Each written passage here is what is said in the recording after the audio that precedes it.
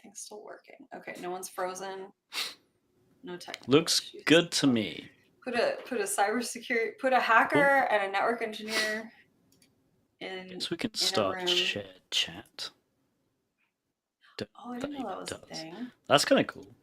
I am also streaming on YouTube as well, so and actually cool. LinkedIn and X. So how do you keep an eye actually on like all the chats then on all the Restream has an app which combines them all. God damn, so we live in the future, I swear. I'm just impressed that Twitch has this collab feature and also shared chat. This is like the third iteration of collab feature from Twitch, as far as I'm aware. Like they had an initial version, like I think a couple of years ago, and then they've done away with it, and then they have a new version. And now they've got this one where you have to like you can like click on a streamer's stream and they can let you in. It's weird. I've never used it. That's so cool. I'm just gonna keep talking about because I don't stream normally, so I have very little experience in what's out there. Hey, John Hammond is here. Yes, nice. Tib3rius, nice to meet you too. Is this on YouTube? Yes, it is on YouTube. Thank you for following. Oh my gosh. So we promised that we would expose all of the cybersecurity fraudsters. I have been exposed, so I feel like it's only fair. Oh crap! Hang on, I just realized my chat on my stream is over your face, which I'm gonna put it in the middle. I think that's appropriate. I think that's an appropriate level of disrespect for me as a disgraced influencer. There we go. We're gonna put it in the middle because that at least maybe looks okay. I do apologize. I didn't realize it was there. I don't care. It's fine. But now I'll put my chat over your face. I was gonna say I should put mine. I should put it over my face just for a few minutes. Oh man! For not being Santa, you were Santa. I was Santa. I'm so sad I missed that stream. That was the worst timing. But it was hilarious. The clips that I saw for sure. I think you should do that every year. Oh yeah, that's it. Definitely. So I've learned so many things from it as well. Yeah. What did you learn? Mostly on how to run such a big giveaway. Okay. Like, because it was complicated, and we had like issues with bots, like getting in the stream. Yeah. How did you address that? Just like it was crazy because it wasn't clear what was happening at first, and then I think one of the control accounts messed up, and they like pasted 3 of the codes. Like that I'd sent via DMs, but 3 different people had won them, so they knew they somehow had gained access to the 3 different codes from 3 different people who'd won them, which I assume were all bots, and they somehow messed up and just pasted it as a comment in the chat, which was like insane because we were like, okay, let's just firstly because now those 3 codes are just leaked out in the open, but also. Do you know what happened with those? Like, did people still get to claim them, or were they just kind of? I honestly, I just at that point it was like, well, there's nothing really we can do about it. Yeah, there's no point. Yeah, that sucks. Yeah, that sucks. So, but it still sounds like I'm glad it happened because that like basically meant okay, pause the stream for a little bit and figure out what's going on. Damn. So yeah. Okay. Well, I'll have to pick your brain about that sometime, like offline, because I'm not planning on doing big giveaways like that. I mean, maybe I would do like in collaboration with other folks, but I don't think I could personally manage. Like, I'm impressed that you managed to do it. Honestly, it was tough because it was like I was streaming for 4 hours and 20 minutes, I think, total. Was that on purpose? It was not, but I was very happy when I saw that stat. That is fantastic. Holy shit. Oh, can we cuss on here? I'm sorry. Oh yeah, you can. Yeah, nobody cares. I don't know what Twitch. On TikTok, Twitch is fine. A child. Okay. Yeah. TikTok really annoys me because you have to say that you can't say like all these key words, right? You have to say unalive instead of murder and things like that, or like it's pew pew instead of gun. I mean, you don't have to say those things, but if you do say the actual word, then you get like supposedly your reach gets decreased or something. I don't know. I don't know. Yeah. Or like they mark it as like over 18, which is insane, but Yeah. whatever. Anyway, let's Kids talk don't about swear. Kids never kids swear. kids don't know what swears are, and their innocence must be protected until they're 18 years old, at which time they can learn about all the fuck words and shit words and stuff. Oh. Man, your longest stream was 6 hours when that's interesting. How did your ISP change your static IP addresses without telling you? You had, oh, never mind. You have a bunch of domains. That seems annoying and complicated. Yeah, so what all did you give away on that stream, actually? It was like, it ended up being over $6,000 worth of stuff. Holy But it was mostly sort of, so it was a lot of codes to, like, obviously hack the box, pen vouchers and test the lab. stuff? Yeah, Okay. basically vouchers. But there were a few like cool items. Like we had my friend Cold Brew, who I met at ShmooCon last year. He works for Rot13 Labs, and they make Nice. this hackable laptop. Not laptop, sorry, Oh. hackable keyboard. It's a hackable keyboard, which has like a CTF built into it, and that was like $250 worth of stuff that he gave away. So that was kind of cool. That's yeah. super cool. How did you Yeah. source that stuff? Sorry if this is asking too much behind the scenes. No. I'm just actually really curious. Like, how did you just like ask around for anybody who wanted to like sponsor? I'm a cybersecurity influencer. I just ask. Oh, right. You know, Sorry. Yeah, you yeah. just ask and they just give and give. Yeah, of course. Of course. That was funny No, though I because I forgot that. showed because when my TikTok and Instagram video that I made the reel about that thread like took off. Like the next day at work, I basically talked to one of the marketing people, like Emily. She's a friend at work. She loves me because like I do content. You're a cybersecurity influencer. Yeah. And I was like, hey, I had like a video go like kind of like popular on Instagram, which I only had like 200 followers on Instagram. I was like, she was like, oh, that's cool. And she like watched it. It's like, that's really nice, but you're definitely a cybersecurity influencer. I'm like, oh, no, I don't like that. I don't like that word.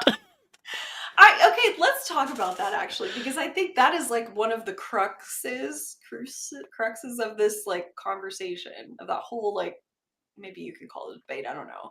But like a lot of people in that thread or like just talking about this topic had their own sort of definition of influencer. And it feels like there was like two major ones that people were using, which is like influencer being like someone who makes a living off of, their content. They don't have any other job, that's their job, and they're always going for like sponsorships and things like that, paid advertisements, versus the other definition I saw was basically just like it seemed to encompass literally anyone who works in Yeah. some kind of tech field and posts about it online, and that's it. Pretty much. So, okay. I tend to think of an influencer as someone who's like, that's their job. They're going for the sponsorships.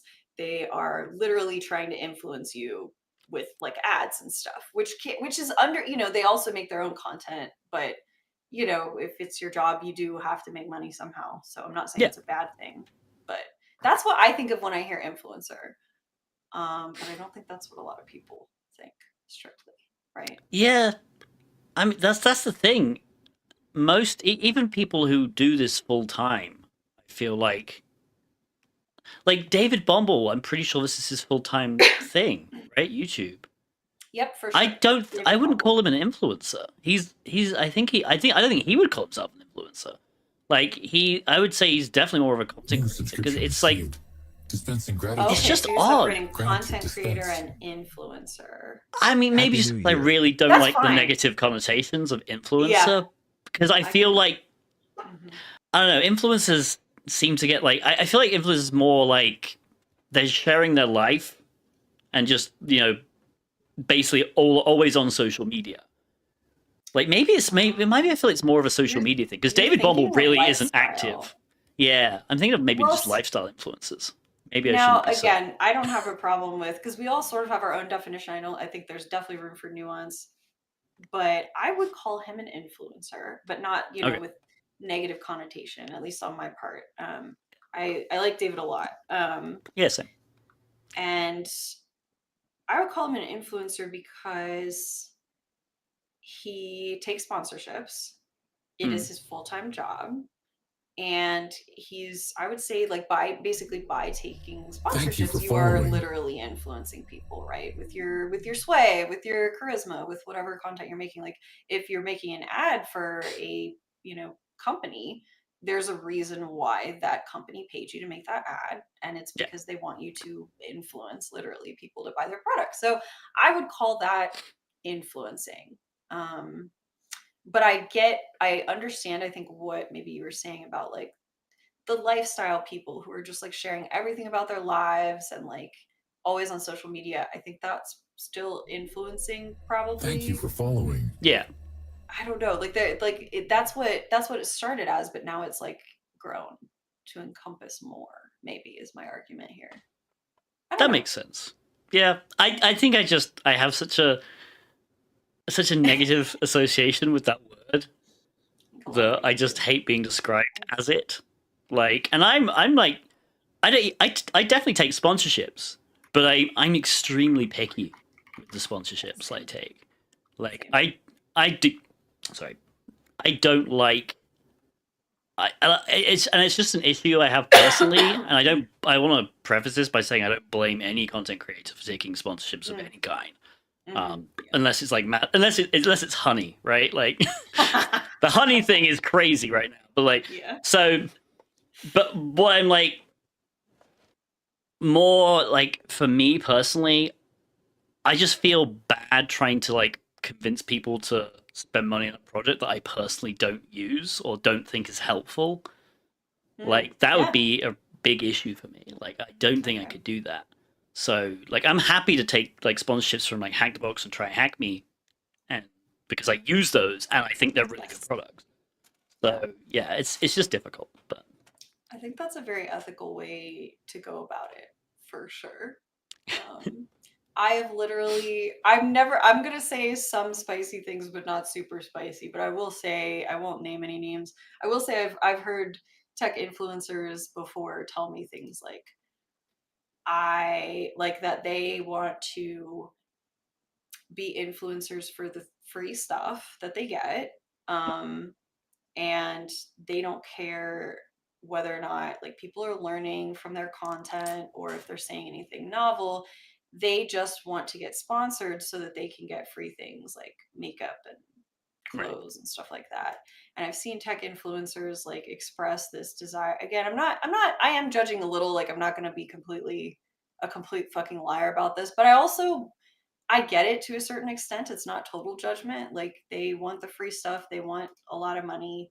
Who wouldn't want that, right? Um, what really bothers me is someone who is considered an influencer who does have significant sway because of like a large audience or whatever. And they're seen, I guess, as like an expert of some kind, maybe, or a technical, they're seen as technical when they're not. And maybe that is my personal like brand of anger about the influencer space, but it definitely bothers me. yeah, So it's, I don't know.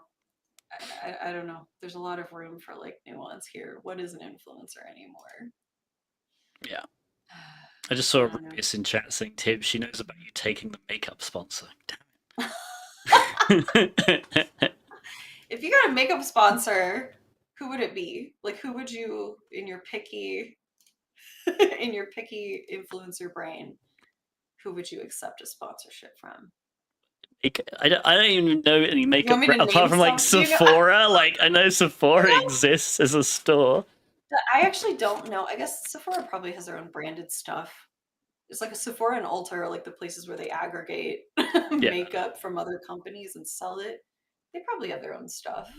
I don't know. See, I Thank don't you for even know. following. I was gonna say like Fenty by Rihanna. You'd probably that's a good one. I'm joking. I don't know. I just know people who would basically shill for literally anything if it meant they got a free product, especially if it were like makeup or clothes or whatever. And they're in tech and that's their space of influencing, but they don't actually care about the tech. And that pisses me off a lot. yeah. But whatever, Spanx. Work off to Spanx. uh, Maybe he's born with it. Maybe it's fill in the blank. I don't know. What's an M word? Maybe he's born with it. Maybe it's. Why can't I think of anything that starts with M? MSTP. I like it. Stupid. Yeah, any of us would be excited if Rihanna reached out to us. Maybe he's bored with it. Maybe it's overclocking. This is good. Actually, I think there's a lot of ways we could fill that in and it'd be funny. Maybe he's born with it. Maybe it's. Wait, how do you pronounce it? Is it SQL or SQL? It's in my humble opinion, it's SQL. Okay, so then is it MSSQL? That's how I say that. MSSQL. Maybe. Okay, maybe he's born with it. Maybe it's MSSQL injection. I'm just gonna read out. Oh, Rubius says it's SQL. Yeah, a lot of people are wrong. Squirrel. MS Squirrel is acceptable. Squirrel is and squeal also. I like squeal. Squeal sounds uncomfortable to me. Victoria's Secret sponsorship. I would love. So I don't know how it is in your like inbox, Tibbs, but like I get emails a lot asking about sponsorships, but that's not like a humble brag. It's more just like garbage. They're just like definitely garbage a humble companies. No, well, there's just like garbage companies that are like literally. I have this one thread in my inbox. I've never responded to this person. It's just them talking to like responding to what they've sent me, and they're from literally a petroleum company, and they're asking me. So, like I said, it's not a humble brag. It's just garbage companies that are like, "Oh, we love that you have an audience. We want to collaborate with you." Why? What am I going to say about petroleum, ma'am? Tracket is sponsored by Big Oil. We've exposed you. Exposed. I have purposely kept it in my inbox instead of purging it because I want to screenshot it one day and be like, look at how desperate Big Oil was to sponsor me. Oh god, that's hilarious. I'm like, how could I even make a video about that? That would have anything to do with my audience. It's very funny. I should read. Maintenance. I have like. Oh, here we go. Yeah, I get them from Stream Elements because I guess I want some of Stream Elements, and they just spam me like, and they. Stream Elements. Yeah. Oh like, yeah, isn't that like a popular streaming like? App it's like it's a streaming app, but they also do like sponsorships, but it's kind of just stupid. Like, I have a campaign opportunity from Dice Streams, and then like literally. Like 3 days later, I'd like to bump the opportunity above. Like this is just an automated bot. And then a few years later, totally get it. Today is not now is not a good time for you. No worries. We run campaigns year round. And I'm like, I don't care. I'm not a gamer. I'm not a stream gamer. You know. Yeah. You don't know my channel clearly. These companies are just like casting the widest possible net, and so I'm like kind of insulted when any of these companies that are like I've gotten like lifestyle stuff, which is okay. Let's go through our inboxes and make fun of the companies that are that's gonna get us sponsorships in the future. No, I'm not gonna name anybody, but I am gonna start. Like I've got a clothing company. Yeah, I mean, I had to turn down some sponsorships because they were like they didn't want to sponsor the podcast I'm launching this year. Oh god, it's this year, isn't it? Oh, see, that's different though. Yeah, you But like they were from pen testing consultancies, and I'm like, I work for one of your competitors. Like I legally probably can't do that. Like that doesn't work. Yeah. Yeah. Yeah, I'm trying to think. Allie's in chat. Yay. Allie. Wait, I want to read what Allie has to say because I actually, damn it, Allie, I meant to text you. I'm glad you saw that we were streaming because I did want your thoughts on some of these things. You literally email them and say, "Don't send me irrelevant ads." Just get literally. I don't do any I get these. It's just garbage companies. They don't look at my channel other than to say, okay, this person, I think they literally just must be scraping for information or something and find everybody on TikTok or something that has more than like 5,000 followers and they like try to sponsor them. They're just casting the widest possible net. Do you think there's a lack of engagement from cybersecurity companies in being involved with streamers and giving them better sponsorship deals? What do you think, Tibbs? That's a good question. As someone who's in cybersecurity as opposed to myself. I mean, I know several cybersecurity companies that do sponsorships, which is nice. But yeah, I think they're definitely, it's not obviously the norm. But at the same time, I feel like they're just like the cybersecurity content creation community is actually really small. Like, and streaming especially is tiny. So streaming makes more sense to me, but I feel like I see constant, and this again could just be I see so many people on TikTok especially doing cybersecurity content. Now, they don't all have more than like 5,000 followers or 10,000 or whatever. Like they're not all big accounts, but there are so many people who seem to apparently work in cybersecurity who are just posting about it. Like on TikTok.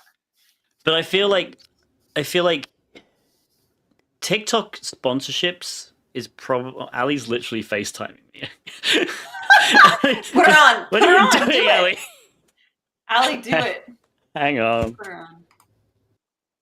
Oh wait, maybe she's not FaceTiming, but I'll put her on speaker. She's calling. FaceTime. I'm in a car right now. I'm just Ubering back to my new apartment. But are we still talking about cybersecurity sponsoring stuff? Because I have opinions. Yes. Welcome to the stream. I knew I needed to tap in on this conversation. Okay. I don't know if I can hear Trackit. Can Trackit hear me? I can hear you. Trackit can hear you, but you can't hear Trackit. I don't think, okay. I got my headphones on.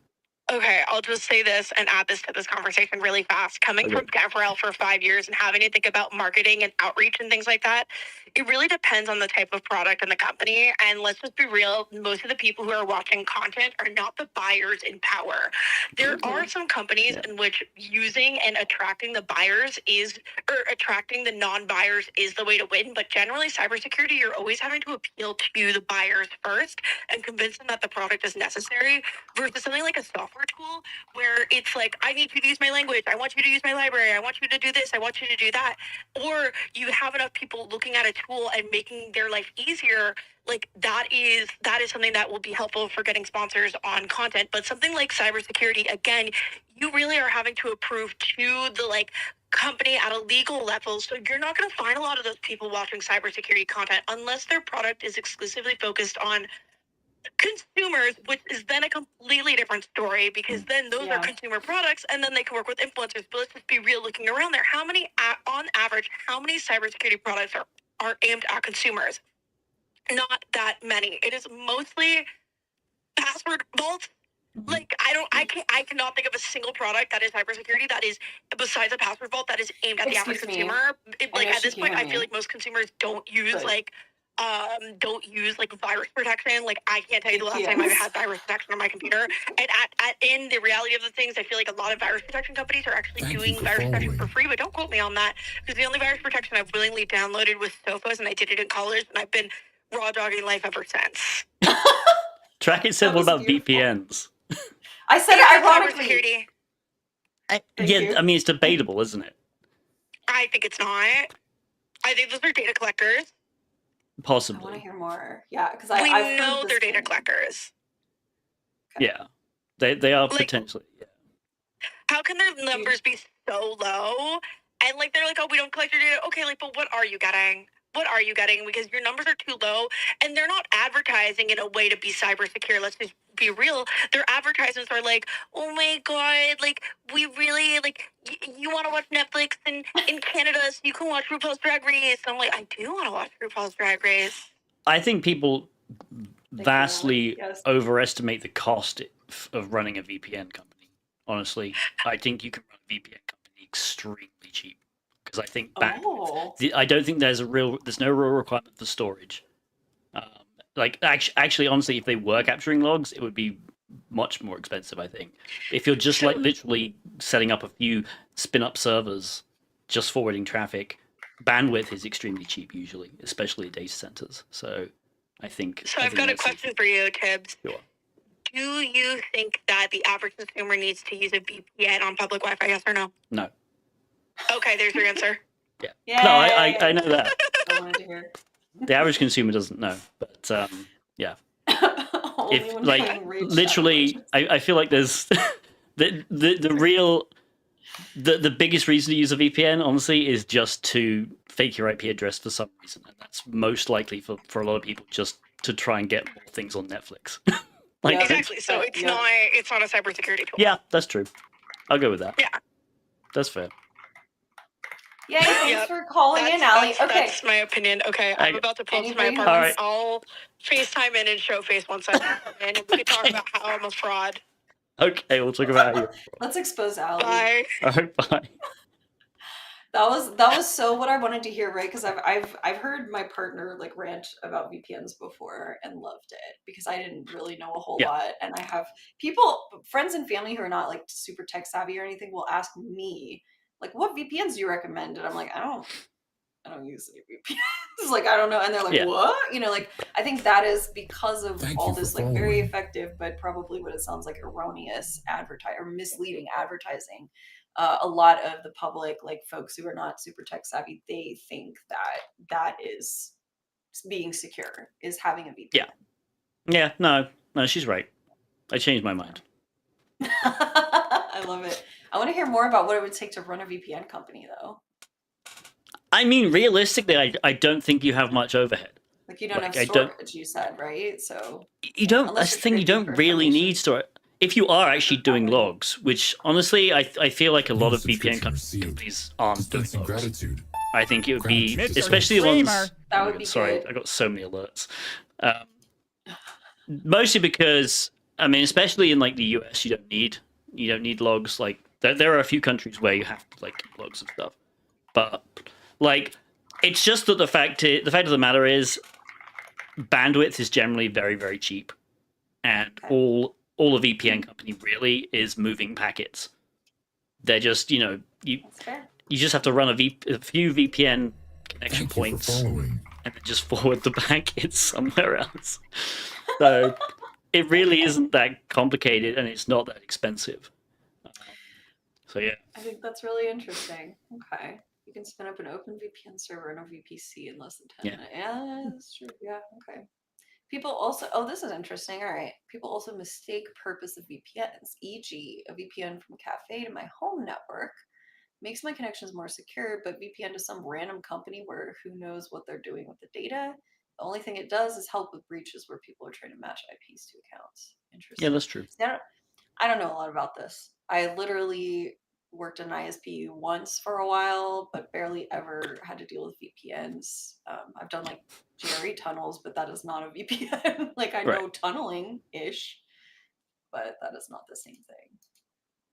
That's Well, on really that point though, I interesting. think if you have a VPN running on your home connection, like an inbound VPN, I feel like that might make you slightly more insecure, just because if there is ever some kind of exploit in that VPN service, like if you have an open VPN endpoint running, like that's probably not Yeah. Well, and like that Ali good. said, like they are probably collecting data. So what data are they collecting? At least the basics, which is like, okay, they're gonna have your IP, your name, things like that, payment details, I guess. Yeah. So if there's a breach there, then yeah, maybe that's exactly what you're saying. I'm sorry, but yeah, possibly less secure. It's very interesting to think about. I always felt for like a long time, I felt really, when I was at the beginning of my career, and I knew barely anything, I felt really bad that I couldn't recommend any VPNs and felt like I should be using a VPN, but I just went on in life and never had a reason to. And recently I have just been hearing people articulate like something that I couldn't articulate, which is just like there's not a need for it unless, like you said, it's like you're spoofing to get more stuff on Netflix or whatever. Yeah. Yeah, that's interesting.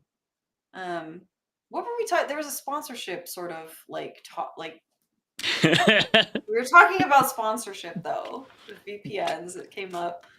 Yeah. Oh, cybersecurity vendors and like how they're. I think Ali had a good point, right? Like you're not usually, if you're just advertising on like fucking TikTok or whatever, you're not usually going to be talking to the buyers or the people with buying power. Yeah. Although that's making a lot of assumptions. I mean, I get it. Like the vast majority of people who see your ad are not going to be the buyers. That's obvious. But I don't know. Like a lot of people are on social media.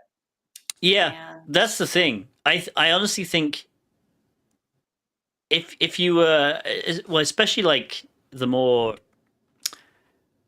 what's the word, like I know the more Twitter style social networks, where the content is really posts, like written, so the written content, potentially just images and stuff. I think there's possibly more of a buy there for cybersecurity related ads, even ones not targeting regular consumers, because like I'm followed on Twitter. I'm X, whatever I'm going to call it both. say Twitter. You better call it Twitter. I'm followed on Twix, but Twix. I'm followed by Twitter. Twix is a great one, actually. The best, yeah. Yeah, there we go. Twitter and X. I'm followed on Twitter by several like directors of large cybersecurity companies. Yeah. Thank you for So technical folks seem to be on the more like text-based, mediums, maybe. So I feel like maybe there's like, I mean, like sponsored posts are definitely a thing. Like we've done sponsored posts for Cloaked before.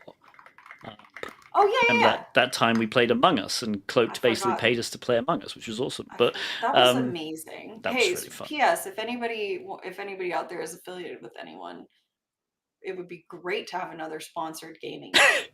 Yeah, I would absolutely do that. I will say that. I'll be way less picky if they're literally just paying for us to all play games and be silly. That was so fun. Yeah, that was great. Thanks. That was great. Anyway. And there were 10 of us in there. That was fun. So that was so fun. Good stuff. Yeah. Man.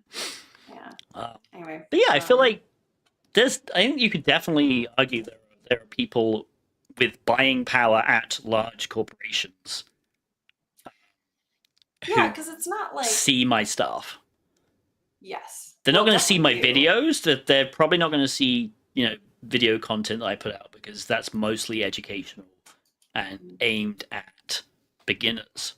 And we spoke about the reasons why almost all content creators do that in my video, which is on Instagram and TikTok. But the reason is because that's what's popular, folks.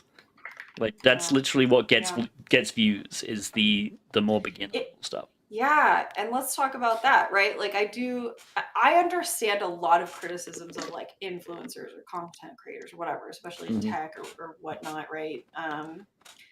But again, there's nuance, and some of the criticisms in that Reddit thread were like, they just put out like beginner content, and they act like that's, yeah.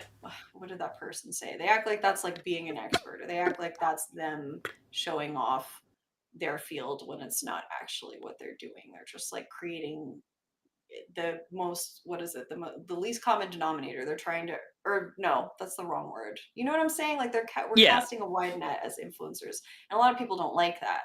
And I did want to just like rant about that for 2 seconds, because you already made you made a video, right, that you posted on Instagram and TikTok about this, and you nailed everything you said. I agree with so hard. You nailed it. And one of the things I want to like drill into that I especially feel very strongly is like, so many people seem to complain about influencers or content creators or whatever making beginner content, right? Or like basic content, and that they don't do advanced enough stuff.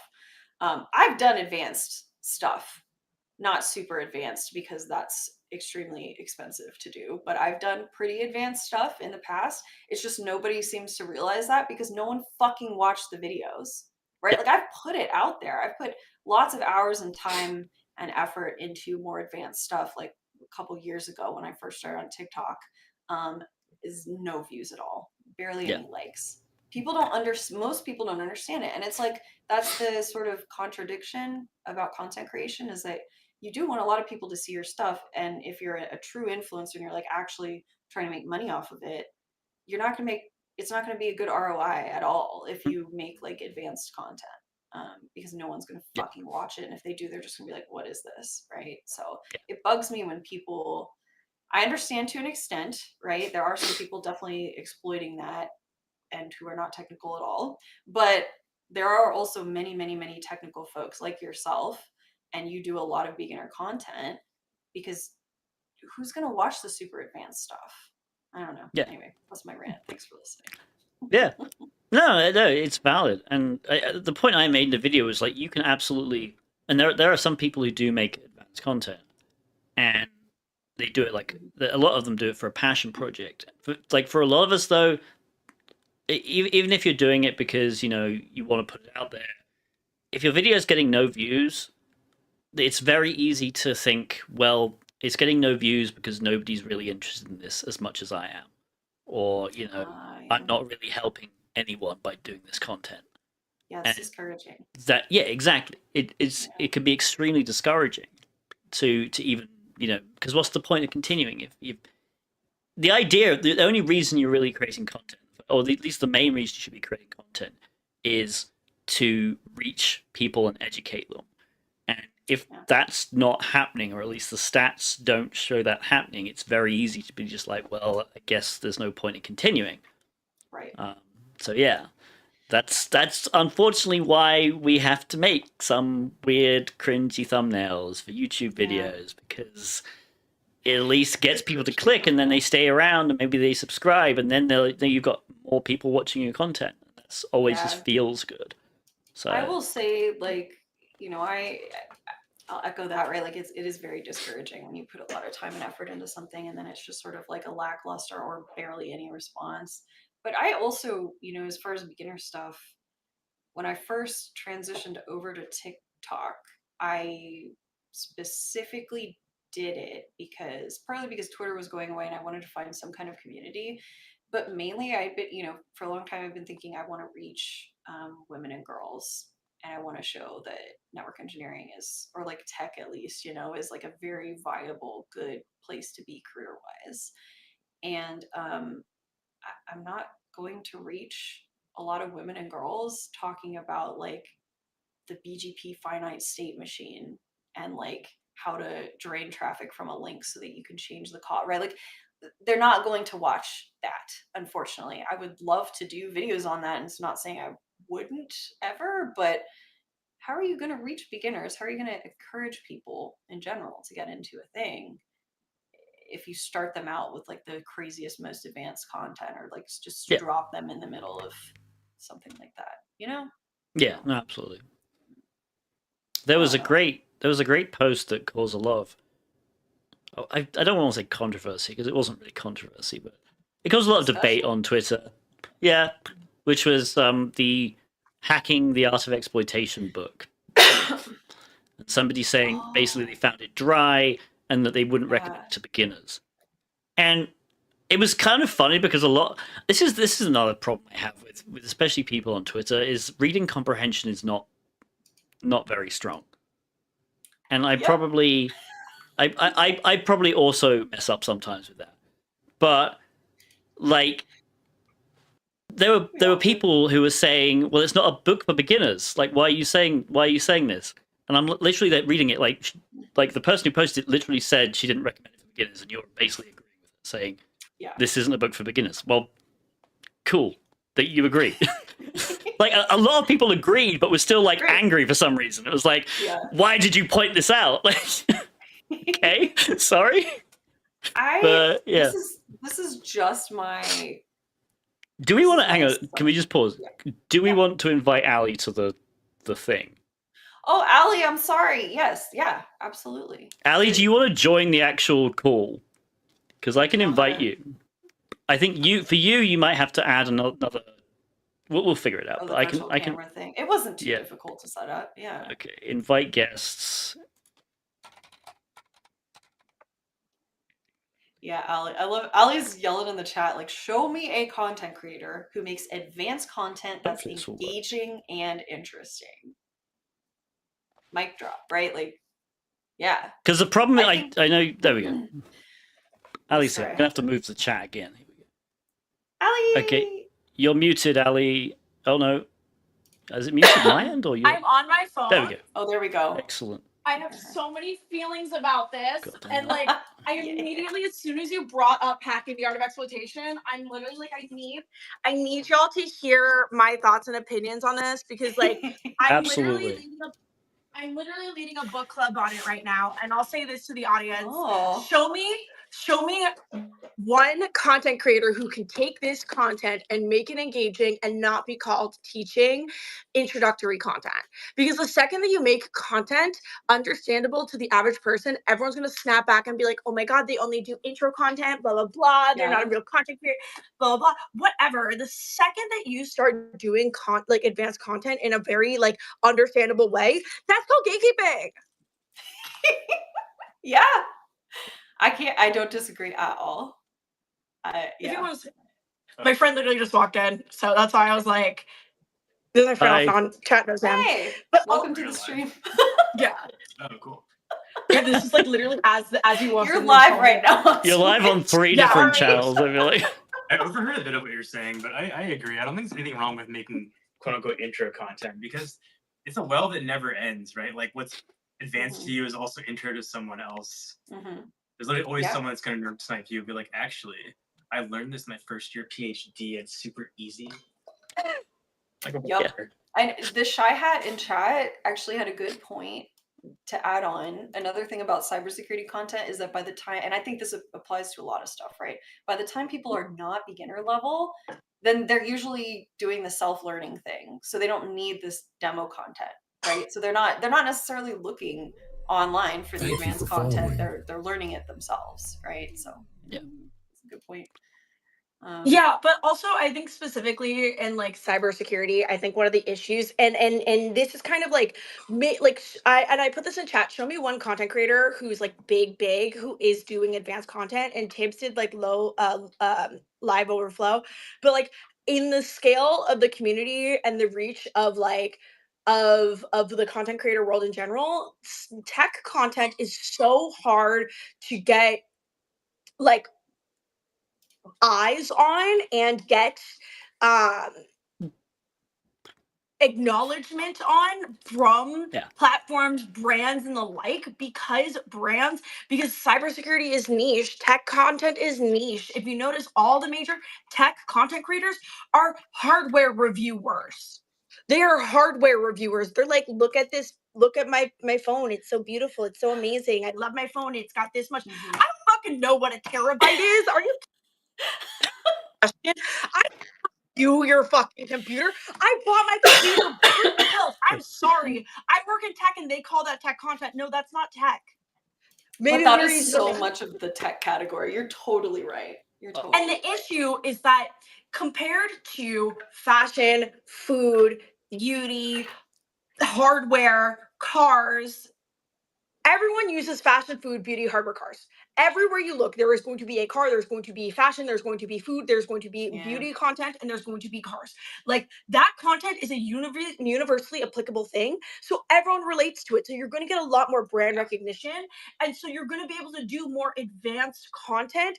Like, what the fuck is advanced content? Like, I don't fucking know. Advanced content for food is like using a sous vide machine and then making like gelays using like molecular astronomy. Fine, that's advanced for cooking, but there is still a larger market doing advanced cooking content than there is the entire market that consumes tech. Yeah, I mean, at least if you're doing like cooking content and it's advanced, yes, most people who are watching it probably will not do that, but they're still going to think it's cool and interesting because they can still relate it back to something they would do, which is cooking. But if I show you the CLI and I'm draining a link to like add a BGP peer or something, no one's going to know what the fuck is going on. Like, no one will care. This is kind of where my content like steps and spans, because I just like refuse to do educational content like that, because I think that there is a way to blend actual coding and entertainment in a way and making it approachable, easy, but still doing advanced topics, but still making it funny. And like I've said this on times, I want to be Jenna Marbles. Like, I want to be the Jenna Marbles of tech. Like, she took like random fucking things and made it engaging. It could have been the most niche thing in the world. She's like, I want to do fucking acrylics, and then today she did acrylics and it was beautiful. It was amazing. It was perfect. No one was mad about it. But like the second someone in tech like and I posted this on the thing. I was like, I marked myself safe from not being called a cybersecurity influencer. And I remember we sat at that lunch table, and I was just perfecting because I don't think I am a good engineer. I don't think that, but I think I'm funny. I think I have a good time. I think I'm charismatic in a delusional way. You're hilarious. You're one of the funniest people I've ever met in my life. And no joke. And so it's Thank just you like, for I know that following. I can use that and blend tech to niche down into it. And that allows you to grow and make sustainable content. Now people come through and be like, well, like, don't you want to do it for the love of the game? And I'm like, yeah, I want to do it for the love of the game. But then I look to my left and I see 20 people making $20,000 a month from the game. I need money. This shit is expensive. Yeah. If people I was- really want like advanced content and like for everything to be shiny and perfect and exactly, but stop giving those people who do the basic stuff, stop giving them your attention and clicks and views, and give me the attention and clicks and views for doing advanced stuff if you hate it so much. But that's not the reality. Sorry. I'll also just say I was given how many like comments I see on the Hack 5 videos, the threat videos, I was surprised Ali's name didn't come up on that. Like just given the amount of hate you get in the comments of Hack 5 videos. Like I was surprised for that reason. I don't think I get a lot of hate. I'm also fucking delusional, and I don't think that people hate on me that often because they're never mad about the things that I say. On the occasion, they'll say things wrong, and then they'll be like, clearly she doesn't do these things. I'm like, I don't. I'm not going to LARP and say that I'm an expert. Like, I'm sorry, you're never going to catch me saying I'm an expert in something unless I can with my full chest, put my name on the line and say, yeah, I know this thing like the back of my hand. And I did that recently with the Bridget Midler's company posted a job offering for a junior's entry level new career role. And it was asking for 6 years of experience. And then people in the comments were like, well, actually, in the span of a 40-year career, 6 years is early. And I'm like, literally in tech, 6 years is senior to staff. That's not how that works. By the time you're 40 years into your tech career, you just better give the fuck up. If you haven't cashed out at 40 years in tech, like, let's just be real, show me an engineer. Like, because tech hasn't existed for 40 fucking years. I don't know any engineer with 40 years of experience. Yeah, I get a lot of They all made money in the .com boom. They literally cashed out in the .com boom, worked at Facebook, made a fuck ton of stock, and retired. Show me an engineer, a software engineer with 40 years of experience. It's a good They're at point. hedge funds. It's like the only place I've seen actual experienced people. Where is it? And Sorry. that's where it's like Hedge funds. Okay, I'm not familiar. They are the people that they look at the money charts and then they say, hey, if I trade 1 million trades at a fraction of a penny, I could make $12 million. Oh, duh. Yeah. those like HFT funds. They're the ones that do like the crazy optimization stuff where it's like, oh, you know, I remember one time I once had a friend. This is for those who are into the memes. This is my quant. This is my quant. I have a quant. All these people on Twitter are like, ooh, like this is his quant. This is my quant. I'm not a quant engineer, but I love that. Oh yes, yes. I'm not He was a quant. I'm an engineer. This is my quant. Suck it. But like quant trading happens at the level where they're you know, you're trading on like the order of nanoseconds. So people actually sit there and be like, oh, let me study like the specific CPU architecture to figure out like why some struct is loaded across 2 cache lines and adding like a couple extra nanoseconds. Yeah. And when nanoseconds matter, you do actually have to be like an expert in that. And I know this because I work on a safety critical network that also cares about things in the matter of nanoseconds. So and let's just be real, a lot of the people who are doing this kind of content, who are doing this kind of work, they're getting paid mad fucking dollars that they don't need to hustle like us. Yeah. Now I will say, like, I don't do it really to make money, but it is different. But it's also like they have a life, they have a family, they have things to do. Yeah, you have shit to do. I don't have shit to do. I'll admit that. I don't have shit to do. You have a dog other than work. I do have a dog. Oh, dog stream. You can't see her. I'm afraid to move my camera so you can see her because it will physically. No, that's why you pick it up. Is that your dog, Ellie? No, I'm babysitting. Oh my god. This is Ginger. Cutie. Hi, Ginger. Oh my god. Don't stream. Okay, This is I'm all gonna dog stop stream. screaming and I'll let y'all continue. Ally, I'm gonna that hang was up with great. friend. Thank you so I much appreciate for your joining, Ally. insights. Yeah, thank you. Oh my god. I spent a lot of time thinking about. You've gone. You've Where'd gone her voice mute. go? You've muted. No, you're muted, Ally. You're muted. I don't know why you're muted. Sorry. Twitch was like, not Yeah, this what the bitch heck? anymore. Oh no. Maybe. Nope. Okay. She's gone. Thank you, Well, Ally. maybe We should. love you. Now the chat's on your face again. Hang on. I moved the chat so we could all see everybody. God damn it! Not again. No. Not again. Yeah, there we go. It's fine. All right. Well, that was good. That was really good. Yeah. Show me a creator who's really big who does advanced content, at least consistently, right? I saw other people say low level learning, just low level. I think he's just low level now. Oh yeah. Yeah, he's on his way to low, and then Laurie Wired as well. So yeah, I think Lori, why? I don't think I know Lori. you played Among Us with her, Trackit. Oh my god!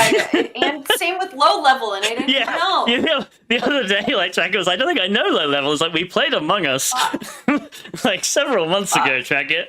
Yeah, I looked at low level's profile. I was like, he's funny. Holy shit! I need to follow him. And you were like, you already know him. I'm sorry. But in Tracket's defense, we weren't really talking to each other because we were all playing Among Us. We were all just accusing each other of murdering. Yeah, exactly. Everyone. So it was just funny. Conducive to building relationships necessarily, but yeah, that was so fun. I will repeat, if there's anyone who wants to sponsor us to just play games again and mention your company every once in a while, I would do that. I'm open for that. Wait a minute.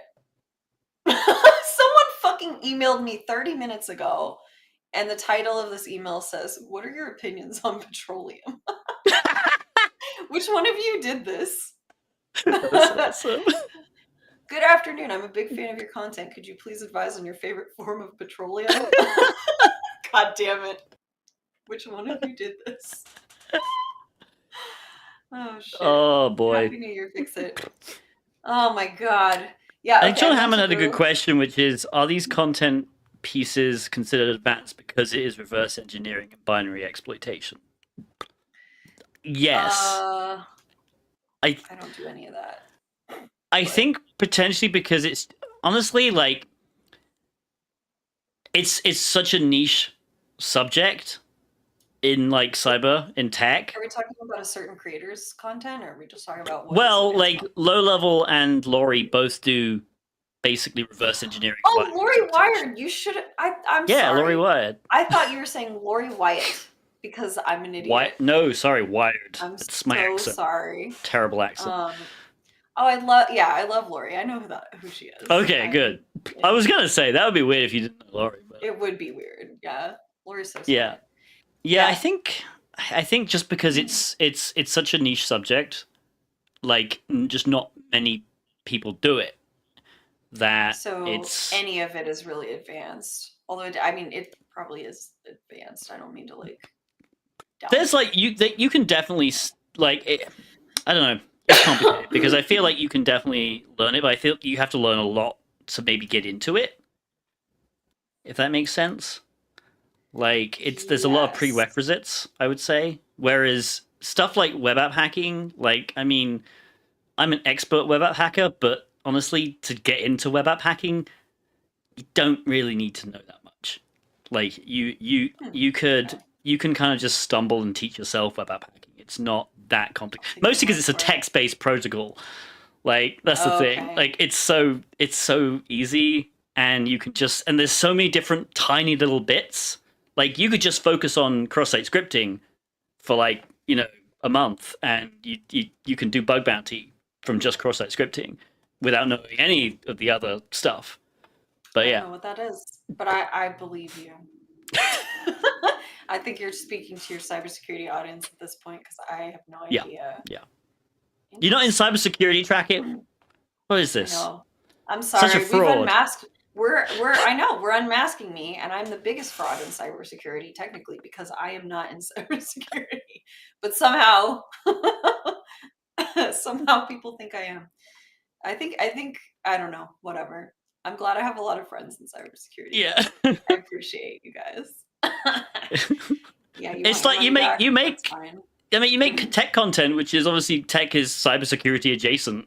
So Yeah, and network engineering is very related to cybersecurity. I'm not going to say it's like not at Yeah, all anything right. to do with it, but I could not tell you how to secure your network other than like, the basic stuff you learn in CCNA, CCNP, and most of Yeah. that is not security focused, right? So, although I think you can get a CCNA security or at least a CCNP security.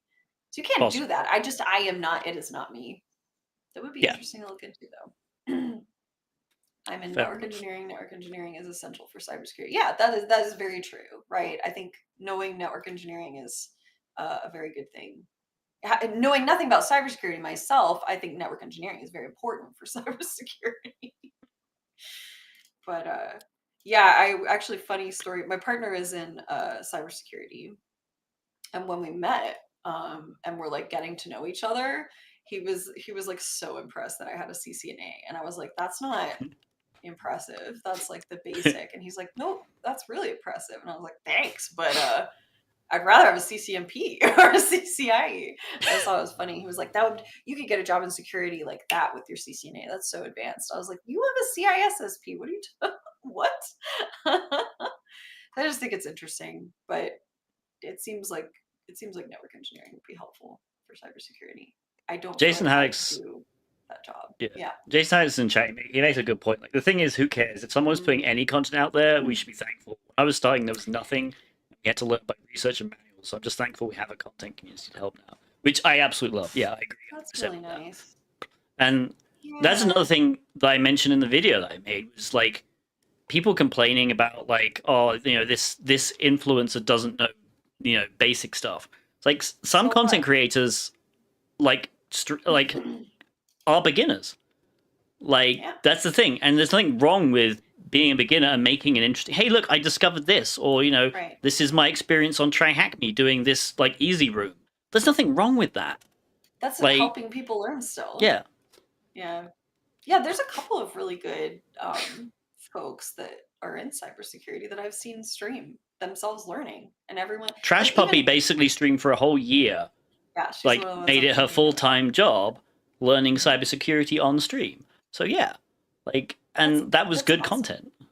Yeah, because a lot of other people are also learning that, and it's fun to learn together, right? Mm-hmm. I don't know. Yeah, exactly. I used to literally stream myself just reading out of a book about Ethernet, and somehow people joined those stream. I mean, like, that's great. The most boring. I didn't lie to people. That was the most boring stream you could possibly come across, but people do like to learn.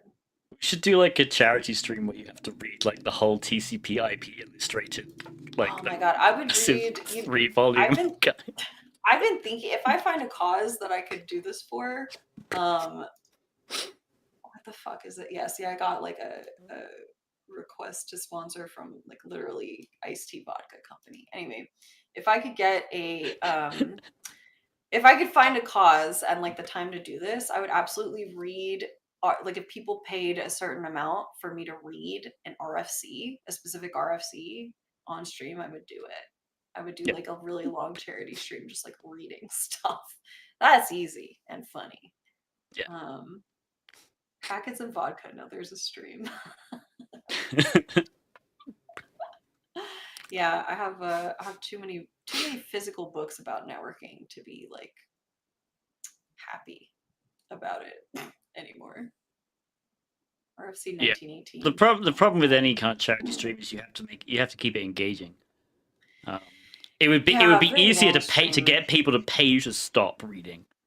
Like you basically, I'm gonna read this RFC, and if we hit the donation limit, I will stop for 5 minutes, and we'll do something else. Okay, no, that is a really good idea, and you know what I could do that with? I have the full 802.3 Ethernet standard, all 6,000 pages of it. Like if you do like different scales and like so like a certain amount like $1,000, you pause for an hour and you play video games or something, and then it's right after like you have a timer right after it's right back to the RFC. All right, well we gotta get to a new milestone. That's so funny. That's That would be brilliant. great. I think I am gonna take your suggestion. I'll have to like I don't have you done a really, really long stream? You streamed for like 4.5 hours, right? I did a That with your 24-hour giveaway? charity stream last How do year. you do that? Like you I can't will keep never do that engagement long, again. right? Yeah, that sounds No. awful. People like, so the year before I did a 12-hour, and I Okay. was tired by the end of that, Mhm. and I stupidly thought I could do a 24-hour, and like I started a 24-hour, and like people were like, "When are you gonna sleep?" And I'm like, "Sleep? I'm not Oops, gonna I didn't sleep." plan. Like I wasn't gonna sleep. I was just gonna stream for 24 hours, and people were like, "Okay."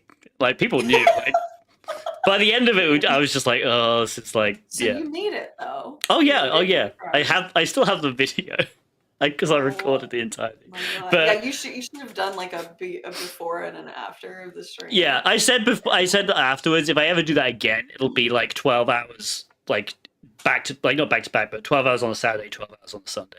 Yeah. I That's feel smart. like that's more achievable. Yeah. But Oh yeah, my my biggest advice for that is if you are going to do long charity streams, they are fun. They're definitely really engaging. They work. Mhm. Just make sure you have some other separate timer, like every 2 hours, to just literally get off the screen and go and walk around for 5 minutes. Okay. Because And you just like sitting can't worry sitting about down for that, you can't sit down for that long. Yeah, Like that's not good. it's really bad for you. But also, Yeah, yeah, make sure you have, if you have a person, make sure you have a person keeping you watered and fed.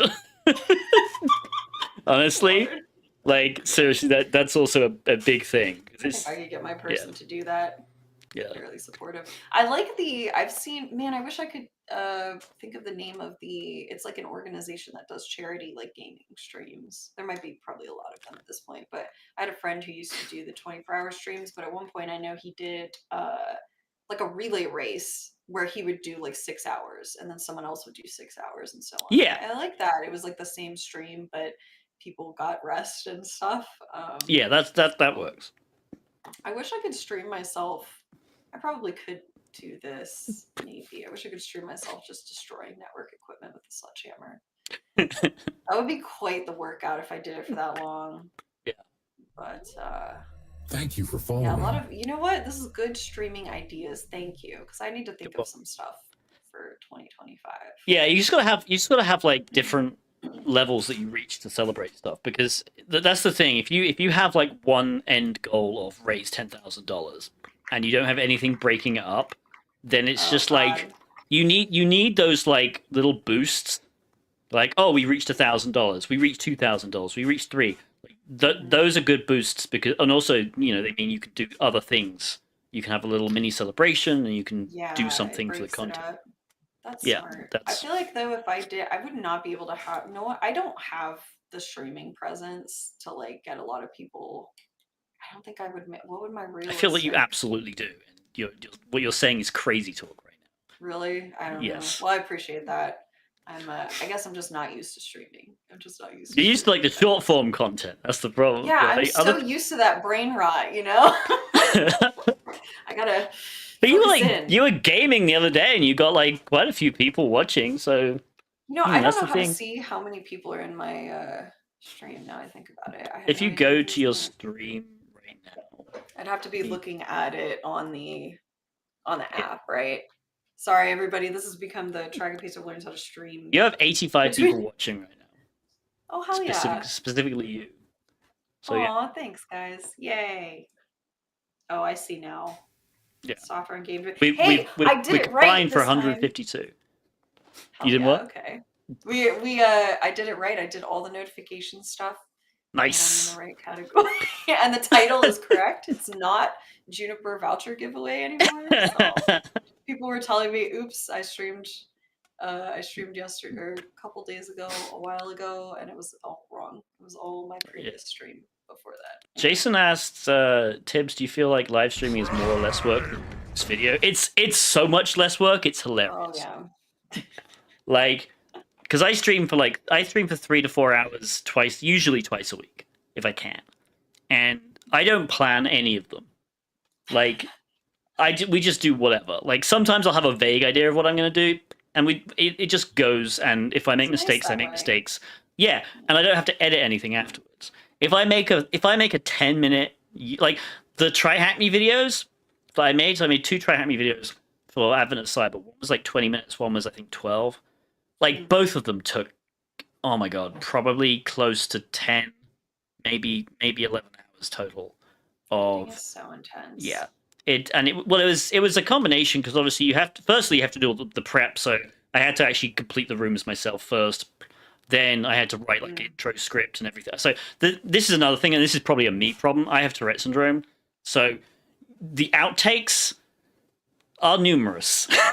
Oh. Thank you for Like, following. Man. you don't want ticks appearing on like every freaking 10 seconds or so, and sometimes it tunes. Like if I'm talking a lot, I can tune it out. But if I'm for some reason, if I'm like reading a script, my Tourette's is like, no, I'm gonna make your head jerk a little bit weird. I'm gonna make you say do something weird. Interesting. But it's like more with the script. yeah, it's a weird illness, honestly. Your brain's just like, no, this isn't natural. Yeah, but it's clear. So having a script is really nice. But then obviously comes the editing part and audio balancing. I spend so much time in doing audio work. Dispensing gratitude. And it pays off because I have comments saying your audio quality is amazing and I really like it. That's because I record completely raw audio. There's right now there's a filter on it. I take the filter off when I'm doing video like recording, and I then do all that in post. And I like do EQ, I do dynamics and stuff like that. So I make sure all the audio is normalized for YouTube, which is I think important. But that's what I'd love to do longer form content, but aside from like gotta buy equipment and set up the equipment, right? Aside from that, what's keeping me from doing it, because I think I really could do and enjoy long form content myself, is just literally the editing time. Yeah. I would not have the discipline to sit down and edit a video in any like reasonable time frame. And yeah, I it's tough. admire people who do that. Like, I don't know how you do it, especially with like, I've never done audio work before. Like, I've never, whatever you're talking about with the audio editing and stuff, I've never done that. Only basic video editing. I would have to learn so much. It would take me so long. Yeah, I have like a massive like bookmark folder full of YouTube like tutorials. Smart. Okay. I'm subscribed as well as all the content creators, like cybersecurity content creators on YouTube. I'm subscribed to a ridiculous number of video editing channels. So I mean, it makes sense. So that's the thing. The thing is, if you have a following already and you can guarantee that you're going to have like views and income from it and get sponsors, you can definitely like just shell out for an editor. There are actually surprisingly good number of relatively inexpensive editors out there. Okay. Like there are some like you could send them, like 30 minutes of raw unedited footage, and for like a 10-minute video, for example, and they some of them will have it like done in like an hour and a half, and it's like how did you do? And it's good. Like there's gotta be at least some AI tools that can help with that a little bit. Yeah, there definitely are, but these I feel like most people aren't must using be just that. So practiced. They're just, I mean, that's the thing. They're experts. That's why you hire experts, right? Yeah, that's good to know, though. Maybe see, that's the thing, though. I don't really make any money. I think I make on average maybe like $30 a month, which isn't like nothing, right? But like on like TikTok ish, but that's like average, So like. If I shelled out for an editor, which is probably what I would have to do, it would not pay for itself. And so I have to like just accept that. That would be something I'd just have to be cool with, which I don't think it's that big of a deal, but also Twitch is honestly my biggest, other than if we're discounting sponsorships completely, Twitch is my biggest like money maker in terms of just because people like subscribing and supporting the stream. If you have a subscription is like $6 a month now, I think it used to be 5. Like, but you receive, if you're a partner, you receive half of that. So if you can get a decent amount of subscriptions, then you can get a nice res. You have to do some stuff to like become a partner, right? Like it's so to get a process. Yeah, but to start earning money on Twitch, you just have to become an affiliate, which is I think you have to have 50 followers and stream for a certain amount of hours. So it's extremely easy to become an affiliate, and then at affiliate you can get subscriptions, But if you get partner, yeah, that's more work. Oh, I see. Okay. Good to know. Interesting. So you're all gonna try and get me to affiliate? That's so sweet of you. You I could first have probably to apply find. for affiliate right now, honestly, Really? based on the streams you've been doing this week. I think, to be honest. Really? Okay, cool. I'm But, glad yeah, that the bar is that low for affiliate. Let's I'll have to see. double check. But... Yeah, it's fine. I just want to be able to provide. This is gonna sound cliche and like some bullshit that content creators always say, but I really do. If I'm gonna apply to be, or if I'm gonna like try and do the thing, I want to do it well. And I feel like right now I just don't have content that I can stream. I don't know how to say it. Like it's streamable. It's something that I can do live. That's interesting enough. That is, that people would want to even pay me money for. Like I feel like I just don't have anything worth that yet, which is fine. But that I need to find that. I think. I'm sure you can. That's the Or if thing. I I'm run sure out of you're ideas. super creative. I'm sure you can think of something like Thank that you you. could do. Yeah. Well, one thing, the ether killer was fun. I need to learn how to solder. Thank you for Is following. my next step. Maybe I'll stream There you go. myself soldering terribly. That's gonna be Yeah. That's gonna be fun. Yeah. Ether Yeah, killers. absolutely. Yeah, I actually watched a video of it's actually, this is gonna sound stupid, but it's so easy to learn stuff on YouTube, and I'm so grateful for that knowledge that we have out there. I was just like watching a guy solder a copper wire to another copper wire, and I thought, I cannot believe I didn't think to fucking learn that before I twisted these copper wires around each other terribly to make my first ether killer. So that'll be the next step. We'll see. How many Well, pluses PoE is the ether killer? So many pluses. by the way, if there are any questions, this has been an interesting like random discussion stream so far. So the general idea of this was just, hey, actually it was just like literally like Trackit was like, I want to stream with you, Tib3rius, that'd be fun. And I was like, okay, are you free Thursday? Yeah, here we are. And so here we are. But if people have questions for us about honestly anything you think we would have answers to, yeah, please ask them in chat. I'm trying to monitor chat, but it's been kind of hectic. Yeah. And apologies, like YouTube chat. I have seen a few YouTube and X comments, but honestly, most people are on Twitch. Oh, so I forgot. Are you on Twitter as well? Yeah, I'm on Twitter. I'm on LinkedIn and YouTube. So, I forgot you were doing. Oh, Danny. How many gift subs for an Among Us stream that people want? Honestly, that's the thing. Yeah, I feel like most of my content creator friends would be fine doing an Among Us stream and not being sponsored for it. Like, because ultimately it's just fun. Like, if that's what people want to watch, like I play Among Us with a few content people, like on a semi-regular basis, I would say, but not like that regular. Yeah. So, can I ask InfoSec related questions? Yes, but only to Trackit. Okay, then all the network engineering goes to Tibbs, and we're even. No one's gonna ask network engineering questions. Jason's up for it. Yeah, absolutely. Let's do it. Heck yeah, that'd be fun. I just feel like sometimes with I forget like that people just like watching us. And like for a lot of content, it's personality as well. Like I feel like there's a lot of people based on personality of content creators, and so I forget that. I always think, well, we're in like tech and cybersecurity. Why would you watch an Among Us stream? And it's because people like seeing just watching us, which is kind of nice. Well, but I always forget that cybersecurity. It's social engineering. Is that's true as well. Like I think I built it when I was advertising for it on my platforms. I said something about like, watch me try to social engineer a bunch of hackers or something, like, a bunch of hackers try to social engineer each other. Sounds pretty funny, honestly.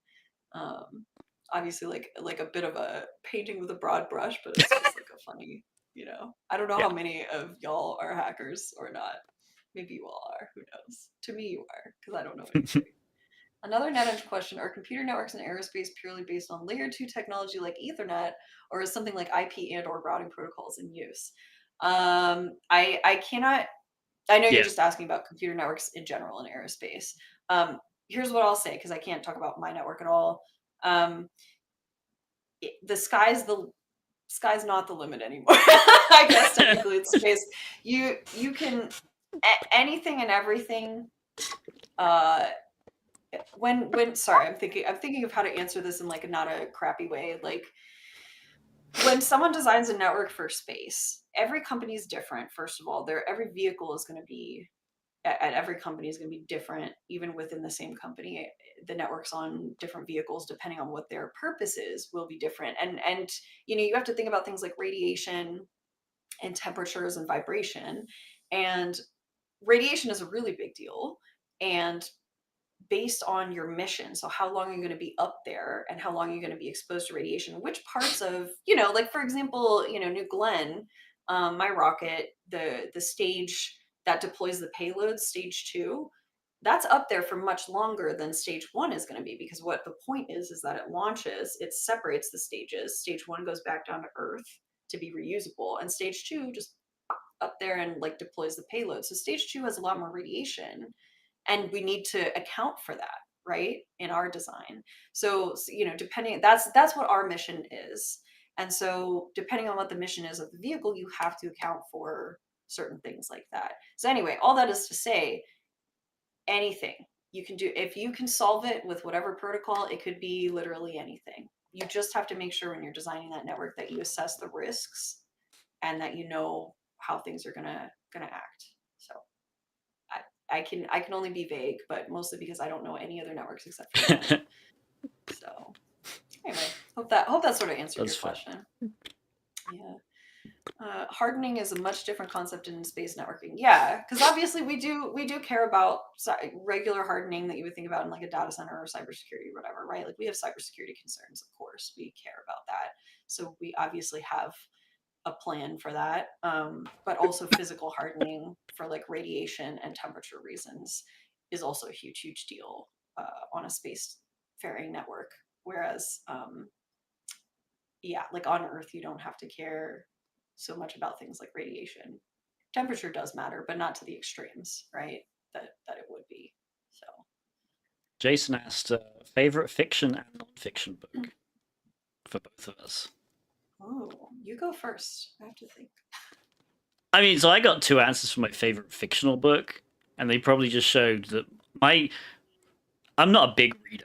I'll preface that. Like, I'm not a big fiction reader at all. But like, I would say, in terms of the one that had the most sort of effect on my life, and again, given that I don't read books, Hitchhiker's Guide to the Galaxy. As soon as I discovered that book, absolutely, I just love comedy books. I feel like that's a big thing for me, and it definitely shaped the way I view comedy. But the other one, which I feel like a lot of people say is a cliche because they don't like a lot of people will claim it as their favorite book or something. But honestly, I do feel it's a very well written book. It's 100 Years of Solitude. It's I will say it's a messed up book. If you've ever read it, you know exactly what I mean.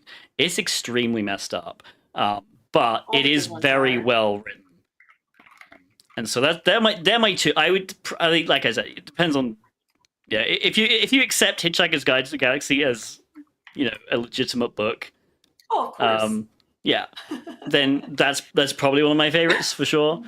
In terms of nonfiction, that's an interesting one because, like, I mean, it's probably Web App Hacker's Guide, like Web Application Hacker's Handbook, even though it's so old and it's been replaced by Portugal Web Academy. Does that count as a book?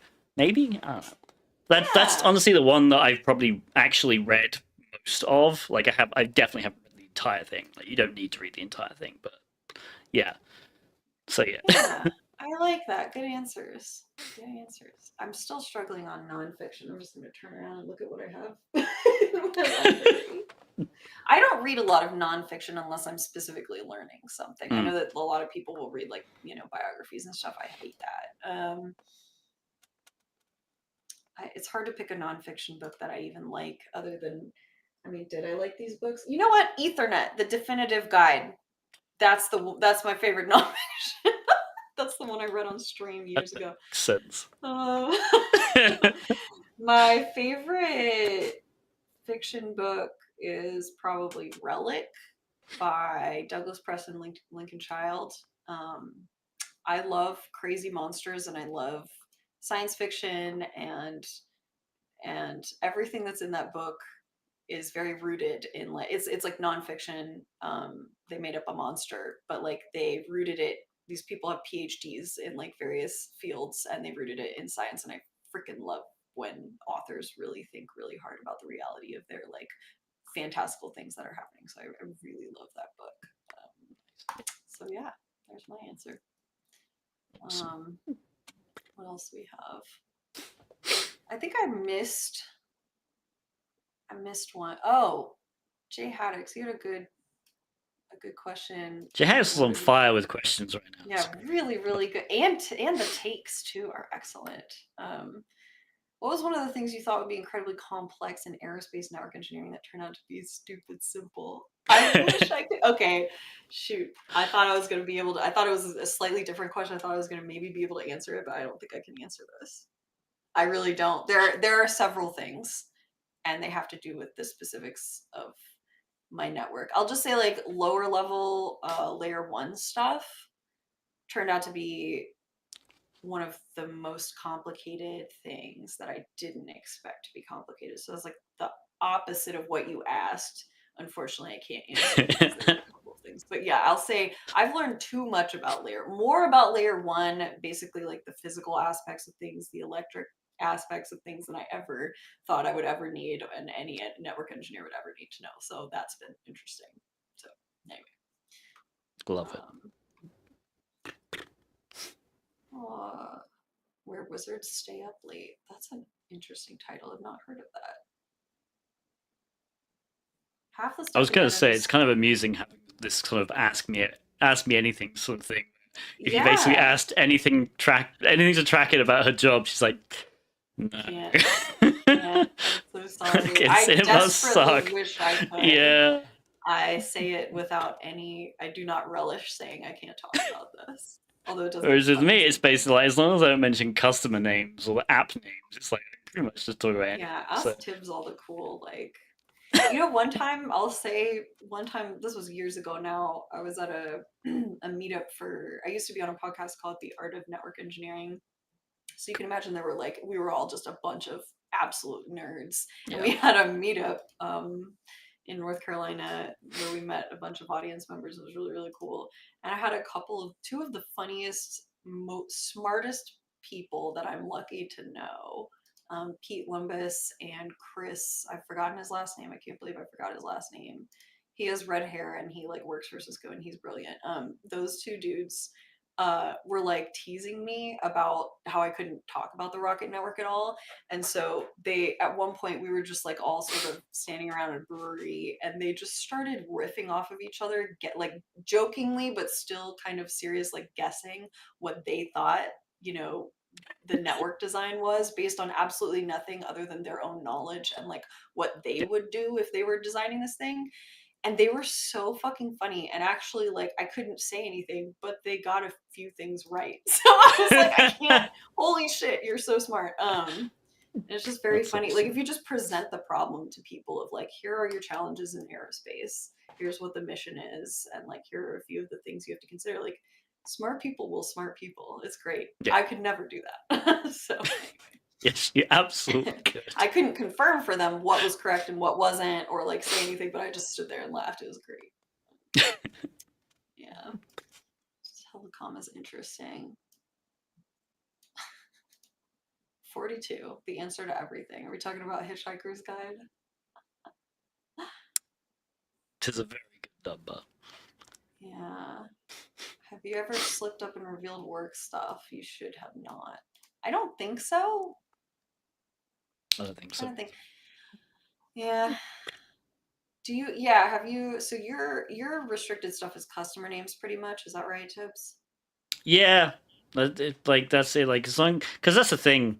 So I guess customer names and customer apps would be a thing. Okay. Okay. But in terms of because I can fairly clearly describe vulnerabilities in generic terms Mhm.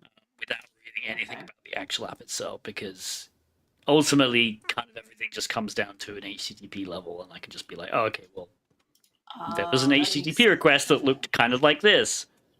And it's like, Okay. well, that could apply to absolutely anything. So, Damn. yeah, that kind of Maybe stuff. I'm just not creative enough. My problem is a lot of people, even if I'm like very explicit, very explicit about like this is not anything to do with work, people will still look at it and be like, oh, that's on the rocket. And some people joke, but some people also actually think it's on the rocket. Like the hubs thing, I cannot stress this enough.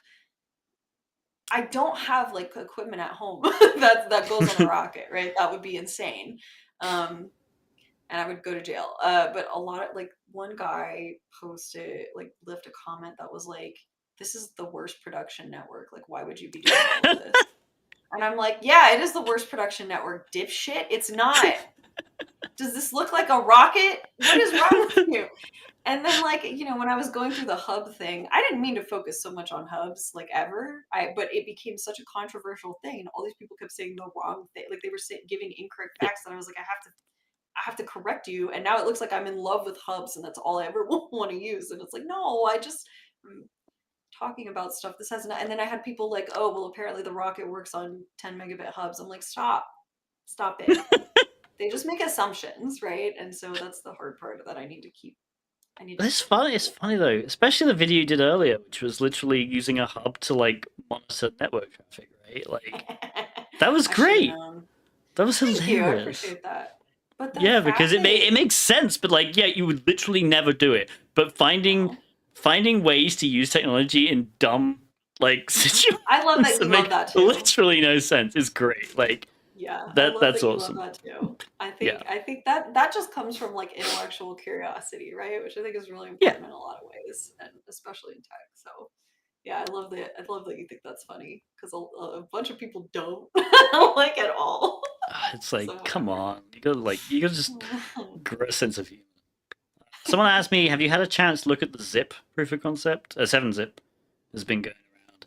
What are your thoughts on Oh, it? heard about that. Yeah, so the only reason I really followed that guy on Twitter was because he promised a MyBB unauthenticated RCE exploit, which, fun fact, I used to actually do a little bit of dev work for MyBB. Like, this is a very, very long time ago. But so I've used MyBB as it's a forum software, by the way, like actual bulletin board software. So I was extremely interested in even if that was real. But then, yeah, he released this proof of concept, which I think low level spent a fair amount of time trying to get working, and it just didn't. And then like it was submitted to 7-zip, and the guy who maintained 7-zip said that none of this makes any sense. And finally, the guy on Twitter who posted the proof of concept was like, "Oh yeah, I got Gemini to write it because I lost my power cable for my laptop." Of course. And it's like, what? Wait. Like, yeah, that's the excuse. Like, he lost or it broke the power cable for his laptop, so he didn't have the proof of concept that he wrote, so he just got Gemini to write it. And it was like, what? Like, nothing makes any sense. And then I got into a Twitter thing with, like, I got into a stupid Twitter beef with it. I blocked him, but anyway, I said that he shouldn't. He was getting annoyed. He got death threats, which I feel for him. You shouldn't get death threats for doing that. Like, wait, but which guy got death threats? The guy who posted the proof of concept. The guy who posted the proof of concept. Yeah, got death threats. And I was like, I'm sorry you got death threats. Nice. But he also was complaining about people complaining at him on Twitter. And I'm like, dude, you posted a proof of concept from Gemini and you didn't check it first. Like, your attitude kind of sucks. I'm really sorry that you got death threats, but come on. And that caused a stupid amount of drama, but whatever. Anyway, people just, like I said, people on Twitter don't know how to read. Is a big issue. So I don't know. I don't think he's posted an updated proof of concept. He's basically said, "Oh, I'm only going to invite people who I respect to this private Discord server to release it." He didn't and it's like, write one. I honestly doubt it. I feel like he's just doing a stupid thing. Because if it was just like on his laptop and he just needed to power his laptop, he should have been able to like post it the next day or whenever he got access. Like, yeah. Oh my It makes no God. sense. The clout. really See, is that's just- clout. That is clout chasing. Yeah. People talk about clout chasing all the time. That's clout chasing. Yeah. You claim that you did a thing, and then it turns out you faked it. Why Thank did you you for even claim to do following. the thing in the first? And he was like promising to like drop 0 days all this week, and that's like the only one he's done. And at this point, I'm just like, it'll be a miracle if the MyBB exploit even like is remotely feasible. Like at this point, I'm just like, I just gave up on it. It'll be interesting to see, but I doubt it's actually real. Interesting. This is a whole world I don't even know about. Huh. People really do think that, like, I guess we'll approach a point where this won't be the case, or it'll be a lot harder, but at this point people still seem to think they're operating with AI as if we're like 100 years in the future with AI intelligence. Yeah. And not right now, which is AI is definitely not perfect and doesn't get it right a lot. I mean, it's like I said, to someone like you really shouldn't write proof of concepts with AI, but if you are, you should at least check them. Like, yeah. it's fine if you want to write a template with AI, because I've written like small like CTFs with AI, and I run them, and then they fail, and then I just paste the error into AI, and it's like, oh, this is why, and like modify it, and it fails for a different reason, and I just keep pasting. I keep pasting the error message in, and finally I get something that works. That's great. But yeah, so That's the smart way to use it. But if you're just gonna make a proof of concept and then paste it without even checking, it's like, come on. Siren's rated with a party of 30. Thank you, Siren. Ooh. See, I'm new to raids. I don't even know how to do that, but I was told that it's a good thing to do. Yes, if you are going to get into streaming, especially on Twitch, raiding it's actually quite simple. If you can do it from chat, you just type /raid and then the username of the person you want. Oh, cool. Yeah. Does it actually bring you over to the other person's channel? Yes, so it's really nice because everyone watching in like in the browser or the app will immediately, when your stream ends or when you click the raid button, it will just move everybody over to their page. Oh, that's so nice. So Yeah. it's not like it continues your stream. It's when you're ending the stream and you go. No, yeah, don't do it. Like don't in the middle do of it like just in that the middle of the is something I would do. Yeah. See, thank you. I'm really glad I have you to teach me. Yeah, because there's a timer. I think by default the timer is like 60 seconds. Like it will like literally. My God. Yeah, so you want to do it right at the end. That would have been really funny if I had done that. Though, like, actually, let's get the raid prepped /raid, and then like, okay, guys, and just suddenly cuts away. That's so funny. Oh shit. We have another. Okay, from someone working in the public sector, is there any tech that the private sector gets to use in aerospace engineering that you guys wish you could use but can't because of regulation? That's man, you have such good questions. Like really, Jay Haddix, thank you. I actually, unfortunately, this is because of my own ignorance. I don't know is the short answer to that. I actually am only familiar with the technology and protocols and stuff of one other rocket, which is our own other rocket at my company. So I don't know, for example, like how SpaceX or NASA or anything do their stuff. I think there was some stuff about every once in a while NASA releases some public things about how they do things. But I don't think that I'm aware of anything that I know of from at least NASA that they've revealed that we couldn't use ourselves because of like regulation. But that is a really interesting question. The private sector. Well, we are private sector though.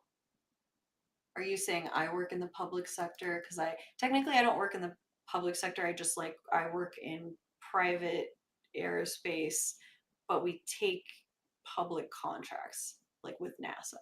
That makes that's definitely sense. private then. Yeah, we are funded entirely from one person's pocket. So we have who ironically owns Twitch as well. Wait, for real? Yeah, Amazon owns Twitch. Yeah. Man, that's why you have Prime subs. So like I everyone didn't know this. Oh, if you have a Prime subscription and you link it to your Twitch account, every month you can give a subscription 0 cost to any streamer that you want. But you have to do it actively every month. It doesn't carry over.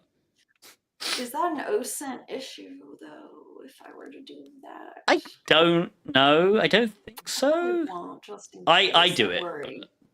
Okay. Yeah, I have But it's I have probably my like your Amazon own. account linked. I have a family account with my family, and I probably Yeah, I'm should do not sure. that. But that's a good thing to look into. That's good to know. Thank you. God, I'm learning so much from you. Yeah, no problem. Are I've there been streaming tips? for like 5 years now, I think.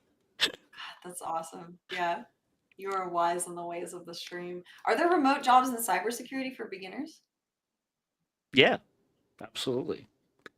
Yeah, I mean, I would say there are many, but I mean, I guess it depends on what you mean by beginners, because there's this whole argument about are there any entry level cybersecurity roles, and it Yeah. super depends on what you mean by entry level, and this is a debate that we've had on Twitter several times because, Okay. like, if you want to go straight out of college into a cybersecurity role, you can, Thank you for following.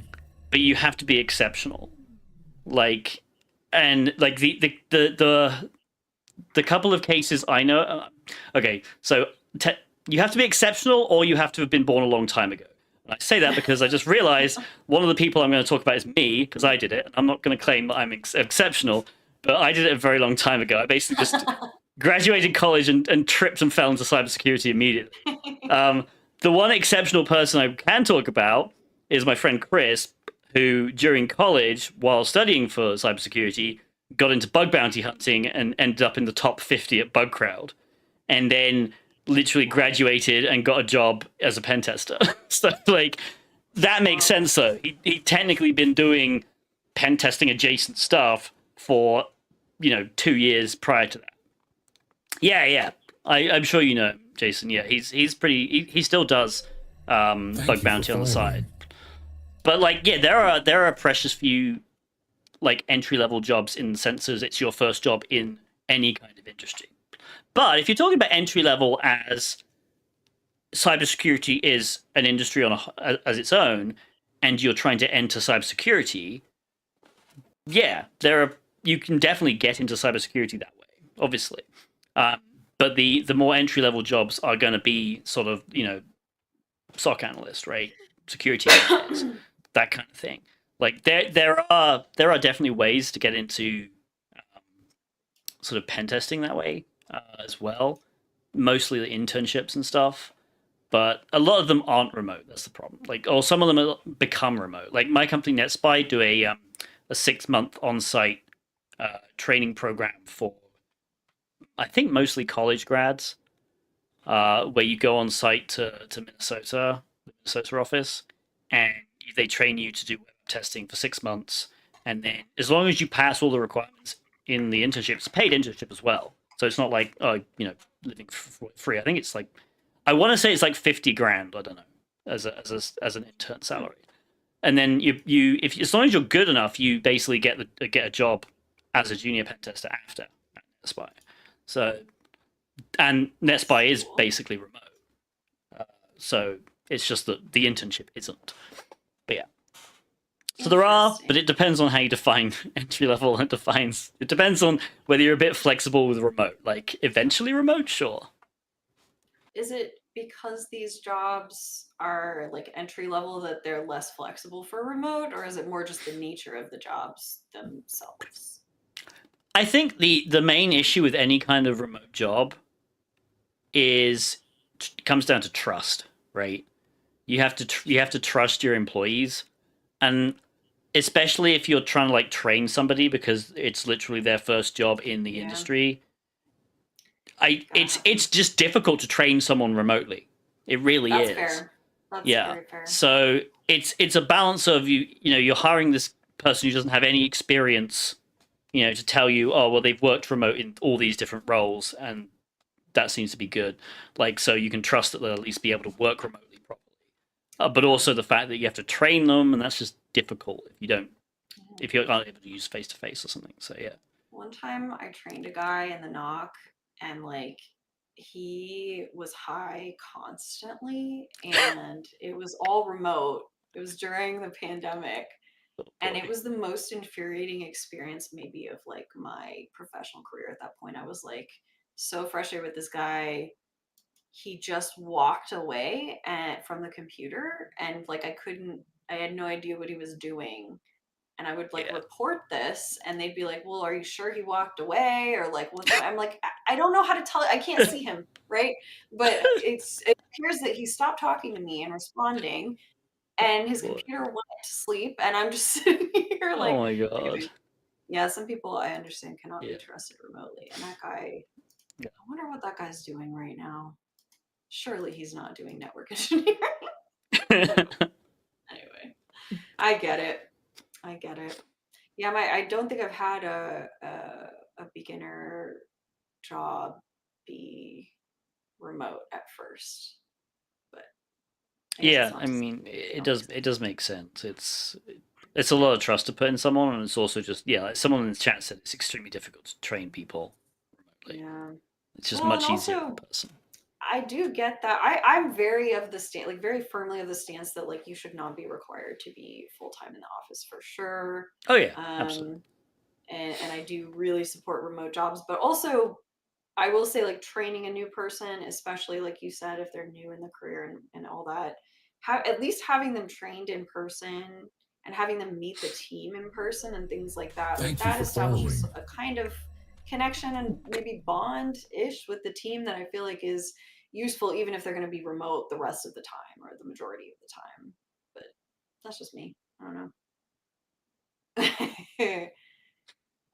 Is there anything cool about your rocket that you can share? Hang on. I have talking points. Hang on. Here's what I'm going to do, okay? Full disclosure. I'm typing in blueorigin.com. And I'm going to the drop-down menu that says New Glenn. And here's I can share this T-shirt that Trackit got me. Show the shirt. Trackit got me this wonderful New Glenn T-shirt, which has some it does specs have on a B4 on it. Yeah, there you go. See, this is New Glenn. This is the. Put it up slightly. There you go. Nice. The little landing legs. Here we go. Here's what I can tell you. Ready? New Glenn's first stage is designed for a minimum of 25 flights. By operating like a commercial airliner, but with cleaner fuel, New Glenn will lead to significantly less waste and cost. 7 meters is our fairing, with twice the volume of smaller 5-meter class payload fairings. I think they're taking a shot at a certain company there, but I'm not totally sure. Customers have more flexibility to package their payload in a new way. All right, I'm going to stop reading but there is some interesting stuff about it, right? Like I do know that, like if you're familiar with our rocket New Shepard, which is the one that all the people have been going up into space in for like 2 minutes and floating around, then coming back down. So if you're familiar with that at all, it's a pretty small rocket comparatively, I guess, to a bunch of other rockets you might know. But apparently our New Glenn is so big that 3 New Shepards, like on end to end, can fit inside of it. And also maybe their circumference also like 3 times that can fit with inside. So it's a really, really, really, really big rocket. I don't think it's as big as the biggest SpaceX one that they've been testing that's supposed to have people on it and do all the big things, but it's close to that one-ish. And I think it's also either close to Saturn V or, hang on. Now I don't want to tell you the wrong thing. It's really big. It's really, really big, and that's awesome. But if you think about like flight harnessing and like data moving through the network, that is also something that, maybe not all rockets, but for some spacefaring vehicles like this, you would have to, we took that into consideration with our design, right? It's a very tall, very long rocket. So, and there's computers all over in it. Right. So, that's another interesting design thing that maybe, you'd have to think about what's really big? Stare. Come on. This is a family friendly fucking stream. Jason had another good question as well, which is, he had it for me. What's the most important non-technical skill that new people coming into pen testing should learn or attempt to learn? Which is a great question. Always have one answer, which is how to talk to people. Like a lot of people don't realize pen testing is a customer facing position. And you need to be able to. You'll be on scoping calls with customers. You'll be on readout calls with customers. They'll have questions, and you need to be able to answer them without being a dick. You, you like that's the That's fair. thing. You'll get developers on your calls who are very angry that you found something wrong with their code, and you need to be able to talk to them nicely and explain that you're on the same side. So honestly, like just being able to talk to people as a normal human being, which I understand for some people is quite challenging, is definitely a thing.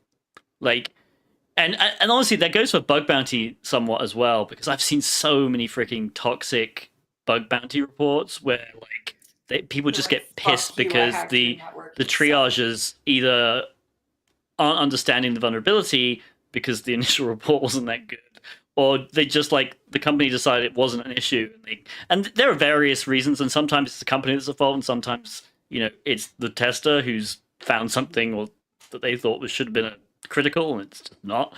But yeah, just being nice to someone. You don't have to immediately go to the defensive sort of arguing. Yeah, there's a lot of defensiveness, I'd say, in communications in tech, I've noticed. So there's a lot of I'm the smartest boy in the room, and if you say anything that doesn't make me feel that way, then it's a pissing contest now, I don't like that. Do you ever get emails telling you that some random person found a bug on your website and they'll happily tell you what it is if there's a bounty? Beg bounty. I definitely don't. It's called beg bounty.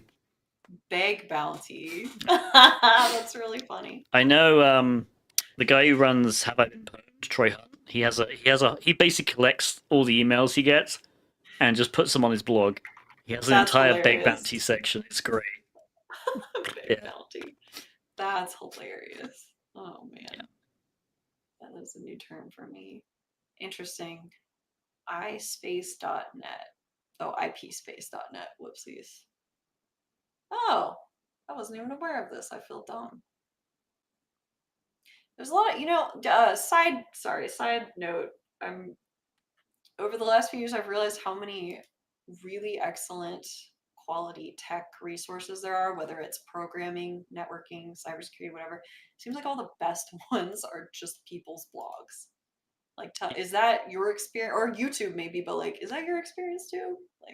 Yeah, I feel like honestly, it's blogs are probably the easiest to write advanced stuff, especially. Yeah. Because unlike a video, there's no editing, and audio doesn't really work either. So I feel like just text-based stuff is probably the best for that. I mean, that's historically where it's all been with books, right? So I feel like it's just easier to express advanced concepts in written form, and so that's what you tend to have. That's a really good point. The advanced concepts. Yeah. Yeah. I would say I've learned a lot of niche, more advanced things from blogs than anywhere else. Just random people's blogs too. It's great. Anyway, sorry, this just came out of somebody sending a link to that person's blog. There was a guy on LinkedIn that kept inundating companies. Your website has a vulnerability and it just doesn't exist. Not even a joke. He was really serious about it. Interesting. So he in his reality thought that these websites had vulnerabilities, but he was wrong, or are you saying he's grifting? It could be both, to be fair. Yeah, that's fair. That's fair. There are some scanners out there that will tell you something's bad when it's just not for various other reasons. So yeah. Oh man, okay. Ivan's a smart guy. Huh. Was the audio clipping just now? Ooh, I don't know. I didn't hear anything. I hope not. Yeah, it happens. If we couldn't do, let's see. If you and Target couldn't do what you do in your current domains, what are your backup careers? Ooh. God. Oh no. I already had my backup career and I hated it. I started with that one first. This is my backup career. What about you, Tibbs? Do Do you have a backup I mean, career? if for some reason I was fired and blacklisted from pen testing, I guess, like, let's just imagine that was a thing. I would just go in, honestly, all in on streaming and content creation at this point. Like, I would do what like Pirate Software does and basically like Oh, stream for like 10 hours a day you know and what? make videos and yeah. Yeah, I wasn't even considering that an option because it's related, but technically, no, that's a good point. Yeah, I it's would not a also career. I do don't that. make decent money off content yet. Yeah, Like, I I want to mean, we move both have towards that jobs. eventually. Yeah, exactly. Yeah, So okay. yeah, Oh, I so feel you're like okay. that's. So you're moving towards it, or like that's something you're thinking I think about? that's where I want to end up eventually. Um, Okay. we're talking like probably years down the line. Like, if I could turn this into a full-time thing, that would be nice. I think it would Yeah. be So fun, especially because like you've worked in the industry, you have the skills, you're a solid content creator, whereas somebody who just starts out doing content and that's it, and is just like, I'm kind of hating now. I'm sorry, but you know what I no, mean. Like you have the skills, you know what you're doing. It's not always yeah, the case. yeah. I mean, I think if you want to do it full time and you want to make it educational, like it's Yeah. absolutely fine if you full time stream and you it's more about entertainment than anything. I feel like you can do Yeah. that because, like I said, that's more like the personality things. Like Yeah. nobody really watches. I don't know if you know Ludwig, the streamer. He's a big streamer. Like nobody really Sounds watches familiar. Ludwig for any like fact spitting he does. Like it's because he's an entertaining personality. Like pretty much, he's one of like the biggest streamers. Like that's the thing. So Oh, you can interesting. definitely be a streamer just for the entertainment factor, even if what you're streaming could potentially be educational as well. Like so, Hmm. yeah. I see that's my issue. I don't think I would actually be successful if I tried to do that. I think I'd have fun trying, but I don't think I would be able to successfully make it a lucrative enough career that I could like support myself very well because I this is not fishing for compliments. I'm just being realistic about myself and my personality. Okay, I'm not asking for compliments. I think I you're just don't wrong, but think I appreciate you. But I really don't think I have. It's like when I tell people I would be a bad manager, I don't ever want to be in management. That's true. It's just true. I don't have a good personality for management. I also don't think I have an okay personality probably for like streaming or whatever or like, content creation. I don't have that special spark or whatever it is. I can't really quantify it. I don't really know. It could be this, it could be that, whatever. I don't think I have it to become like a content creator that makes enough money and is popular enough to like make it a living. Otherwise, I think I probably would have had that happen by now.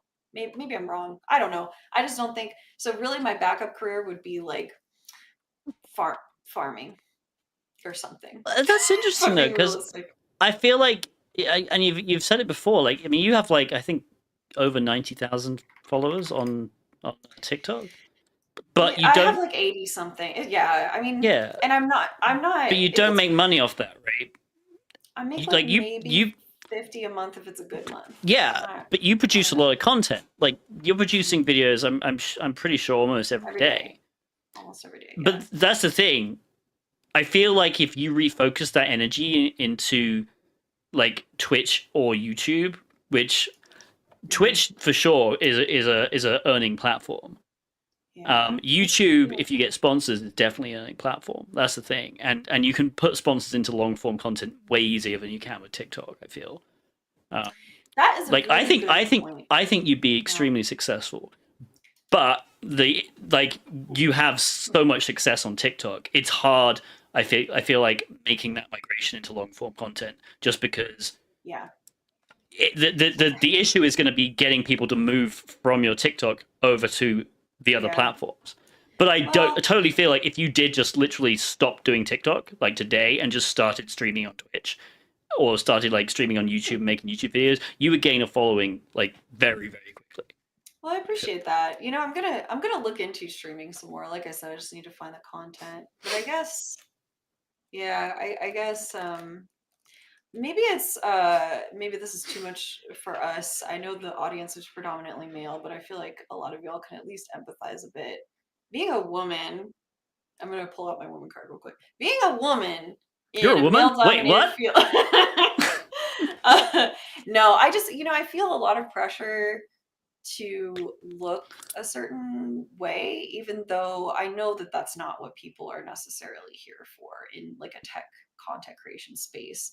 But being a woman on camera, I do feel so much pressure to look like an influencer, and I think we can all sort of picture what that looks like, right?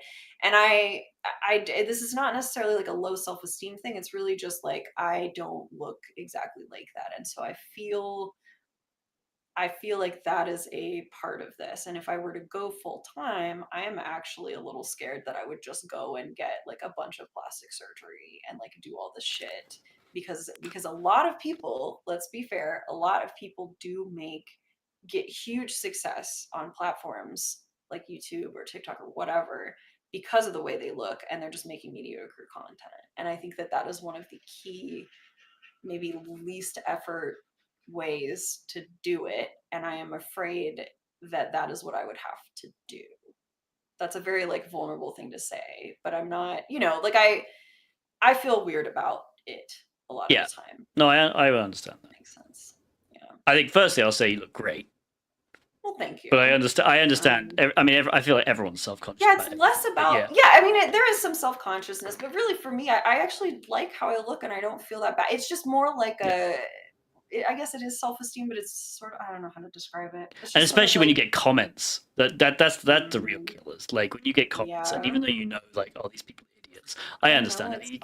I've had comments about my ticks before, and even though I know it's complete stupid, like nonsense, it does like affect. Right? Yeah, exactly. Yeah. It's like, oh, damn, I wish you can't not have it. I wish I didn't have this.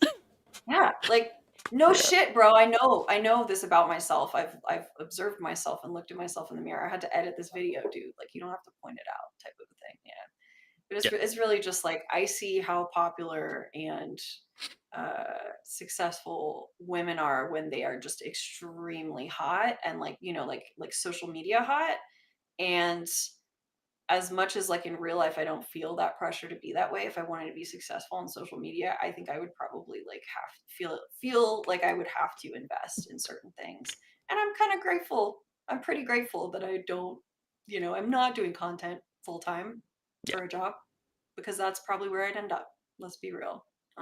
I've talked to other women about this too, and like it's a general feeling of like we know how the world works and we don't like it, but that is kind of it. So thanks for coming to my TED talk on feminism, sort of.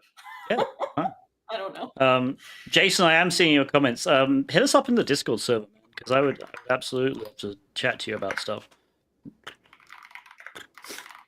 Honestly, this whole audience, like everybody that watches your streams and like watches me, and like everybody in this audience, this is not really even like, everybody's great. Y'all are just, yeah. I appreciate everybody being awesome. That's the thing. Like you can have people, like 100 people send you positive comments, and that makes you feel good. And then one person says something negative, and it just hits you. And it just like hits you so much harder. It really shouldn't. But I feel like it's a human problem. Like that's the thing. It shouldn't matter. And deep down that it's stupid and it's just a person being a dick. Mm-hmm. But that doesn't mean their comment doesn't hurt. Like that's the thing. So. And I do wish being a human didn't, for whatever reason, make the negative stuff stick out more, because it just really does. It doesn't matter. I just talked about something self-esteem wise, like just specific to being a woman, sort of. But I know that I'm not, like it's not specific to women or anything. That's just one flavor of it, right? So every content creation, being visible publicly is hard, and we choose to do it. So like, yeah, we're sort of asking for it, but we're not asking for like all the crap. People can be nice. I was self-conscious about my ticks for so long that I did not appear on camera when I was streaming for like well over a year. Yeah. And people would bring up, like, I would make noises on the stream, but obviously people couldn't see me make noises. And I would have people in the comments like say, "What's that noise? Like, what's that noise every like few minutes?" And I just ignore it. And because I don't know, it's stupid looking back on it. I was like, why didn't I just say, "Oh, by the way, I have Tourette syndrome"? Like, that I could have just done that. You didn't know. You don't know how people are going to react until you kind of try something out, right? I Yeah. don't blame you for Yeah. like you're testing the waters, but I love that Yeah. you just like say it. It's not a big deal at all, and Yeah. like people who would comment on it are fucking Yeah. weirdos. Like It was literally like one anything evening. else. I just decided, you know what? I'm gonna just enable my face cam. You know, screw it. And Hell you know, yeah. if people, and then people can just see the text and the facial stuff, and then it's like, you know, then it just becomes. And immediately I was like, oh, why didn't I do this earlier? Like stupid. So yeah. Yeah, but we don't know until we try it. I don't know. I think well, no, I just immediately showed my face on TikTok. That was brazen. That was crazy. But I know some other people who like were women who like started posting on TikTok originally like very early on, and they like did not show their faces for a long time because of sort of a similar thing. You know, they just didn't want to deal with it at the moment. But it's all, it's all up to your comfort level. It's great because you can kind of do what you want, sort of. Yeah. You know, setting aside trying to make money and stuff. Like, it is nice to be your own boss and to make decisions based on how you're feeling. I'm feeling so like pensive right now. I don't know. What are we talking about in the chat? Okay. People are being very nice. I've been reading it. Yeah, some everybody's sweet also, comments. yeah. Thank you guys. Well, so yeah, I don't know. That's why, I appreciate you, Tibbs, because like having been your friend and like learning, how you make content and just talking with you and some of, our other friends about just kind of stuff that happens every once in a while. It's really nice to have a community of people who like we all kind of support each other, and I don't know. It does make you feel a lot better about a lot of things to have other people in it with you. Yeah, and for like, sure. yeah, I've spent time around, influencers or whatever who are not great people and like don't provide that kind of support. Right. And it's kind of like a really fucked up sort of toxic environment. And so moving away from those people and just like being completely separate from them was like one of the best decisions I've made content as a content creator or whatever, right? Because I spent time now with people like you who are like, everybody's supportive. We all like our stuff. We like the tech part of it. We like the human part of it. It's all like very well balanced. And I don't know. I'm everything feels a lot more positive now. Just focusing on things like that. So anyway. Yeah, stop no, being so sad. I'm glad as well. I think that's like, it's like, even though I don't get even like 1% of the comments that I know my fellow women creators get, like, because I've seen some shit.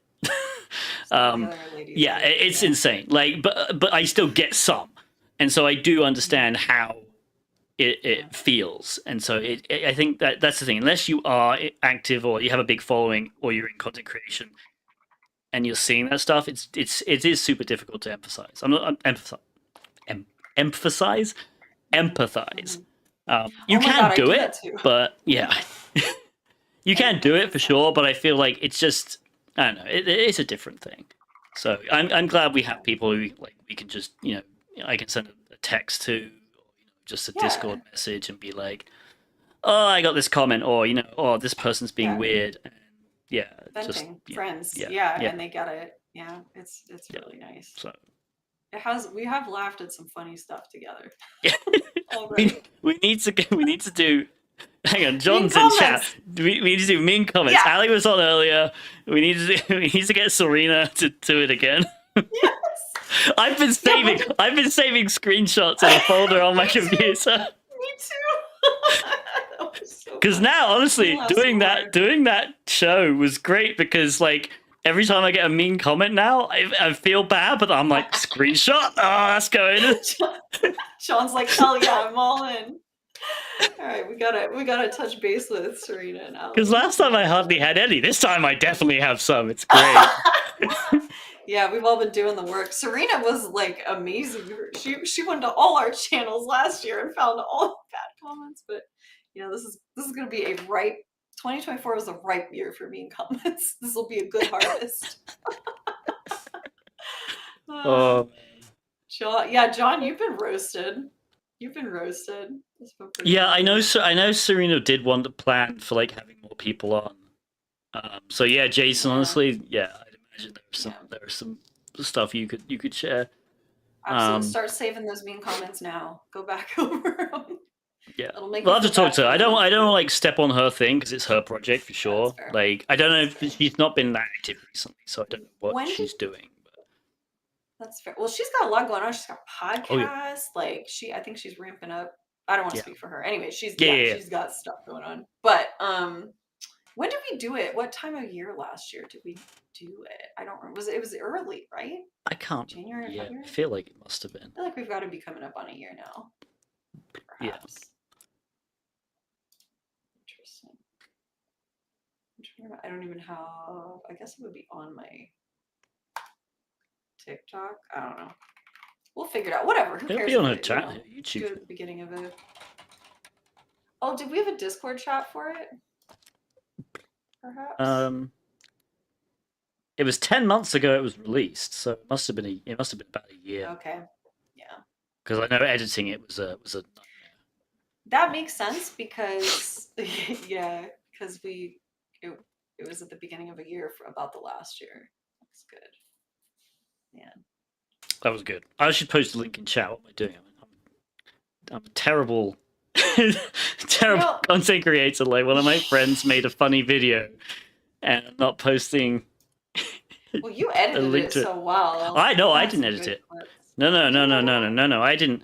I edited some shorts for a few of us. That was my thing. But no, Serena did. So as I'm aware, Serena did the editing for the big video. Oh yeah. Yeah. I'm not gonna take any credit for her work there. That was great. But I know it was a freaking nightmare because of audio issues on some of them. But yeah. Okay. Oh shit! I didn't know that. Yeah, I guess we used Riverside, didn't we? Riverside yeah. works, but I think Ali's mic only came out of one side for some reason. It was weird. Oh, is that what it was? Okay. Yeah, it was I don't know. But the video is great. We could do it. We could do it again. We could improve upon it. For how funny, like I thought that video was so fucking funny, but it did not get like any engagement on my platforms, and I'm so sad about that because I laughed so hard when we filmed that. Yeah.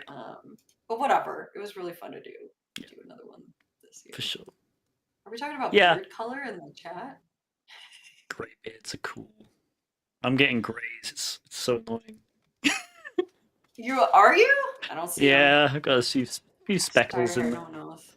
I'm guessing I have gray hair somewhere, but I dye my hair often enough that I don't. Yeah, it's great. Miss Dot One Bit, hi, how are you? I haven't heard from you in a while. I don't know if you want me to say your name, so I'm not going to say your name, but I have missed you, and I hope you're doing well. And also, I bet you have some fun things to say about, man. See, this kind of stuff, talking with people makes me want to start a podcast just because I want to talk to people about a bunch of stuff. But I guess we have some good tech podcasts already coming up or happening right now. So yes, incoming Just for Men sponsorship. Yeah, okay, very good. Oh my god, that would be really. You should do that. Just because. I've honestly been considering just dyeing my hair just a random color. Like make it like. What color would you do? I don't know. That's the thing. I feel like for the first time I'm dyeing my hair, I should probably go with just a different color, but not like blue or something. But I definitely want to at some point.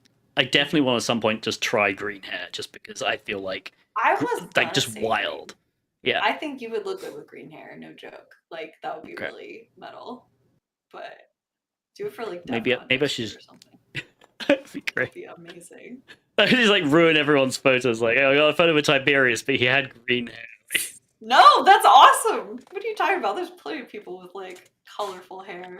Neon green. I agree. Neon green would be great. Would you dye your beard if you dyed your hair? Ooh, that's a tricky one. I think you'd have to see how it looked. Maybe I'd do the hair first. Yeah, start with hair. And then be like, the beard looks weird being kind of brown You should just do. You should. The great thing about like crazy colors is that they fade pretty fast into like a blonde or pastel version of that color. So worst case, if you hate it, you can just dye it dark again, and then you're fine. Like whatever, you know. But accidentals.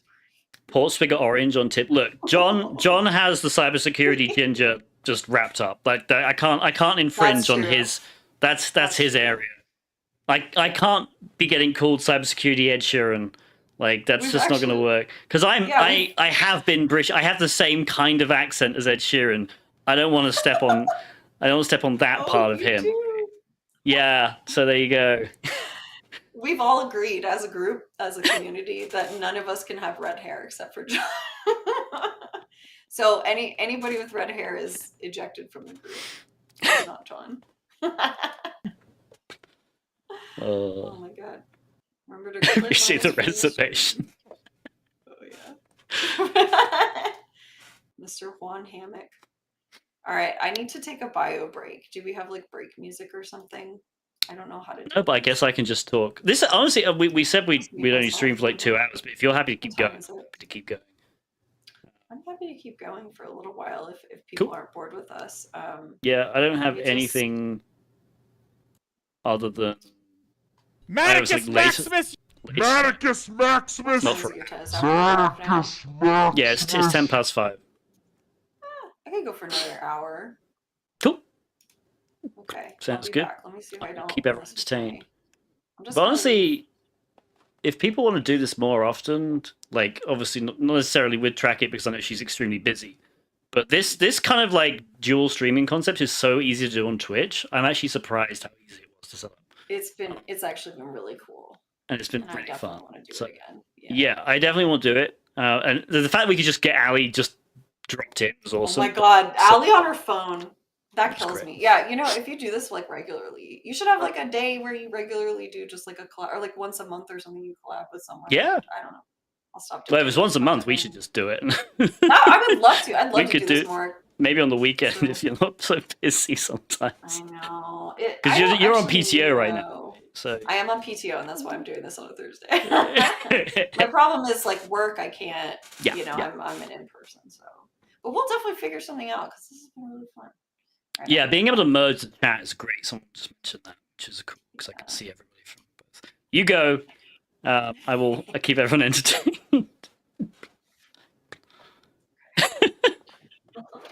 All right. TracketPacer and Tib3rius for the rotating special guest every month. I've already started like a podcast. Like I'm starting a podcast this year. I'm just going insane right now, like with content, because I've got my getting into cybersecurity YouTube series, which I'm going to also make into a podcast, and I kid you not, the next, including today, I've got 3 people I'm interviewing. So I'm interviewing one person tonight, one person tomorrow, one person on Saturday. What are you naming the podcast? Oh, I don't want to give it away right now. It's not a very cybersecurity name. It's more of a funny name.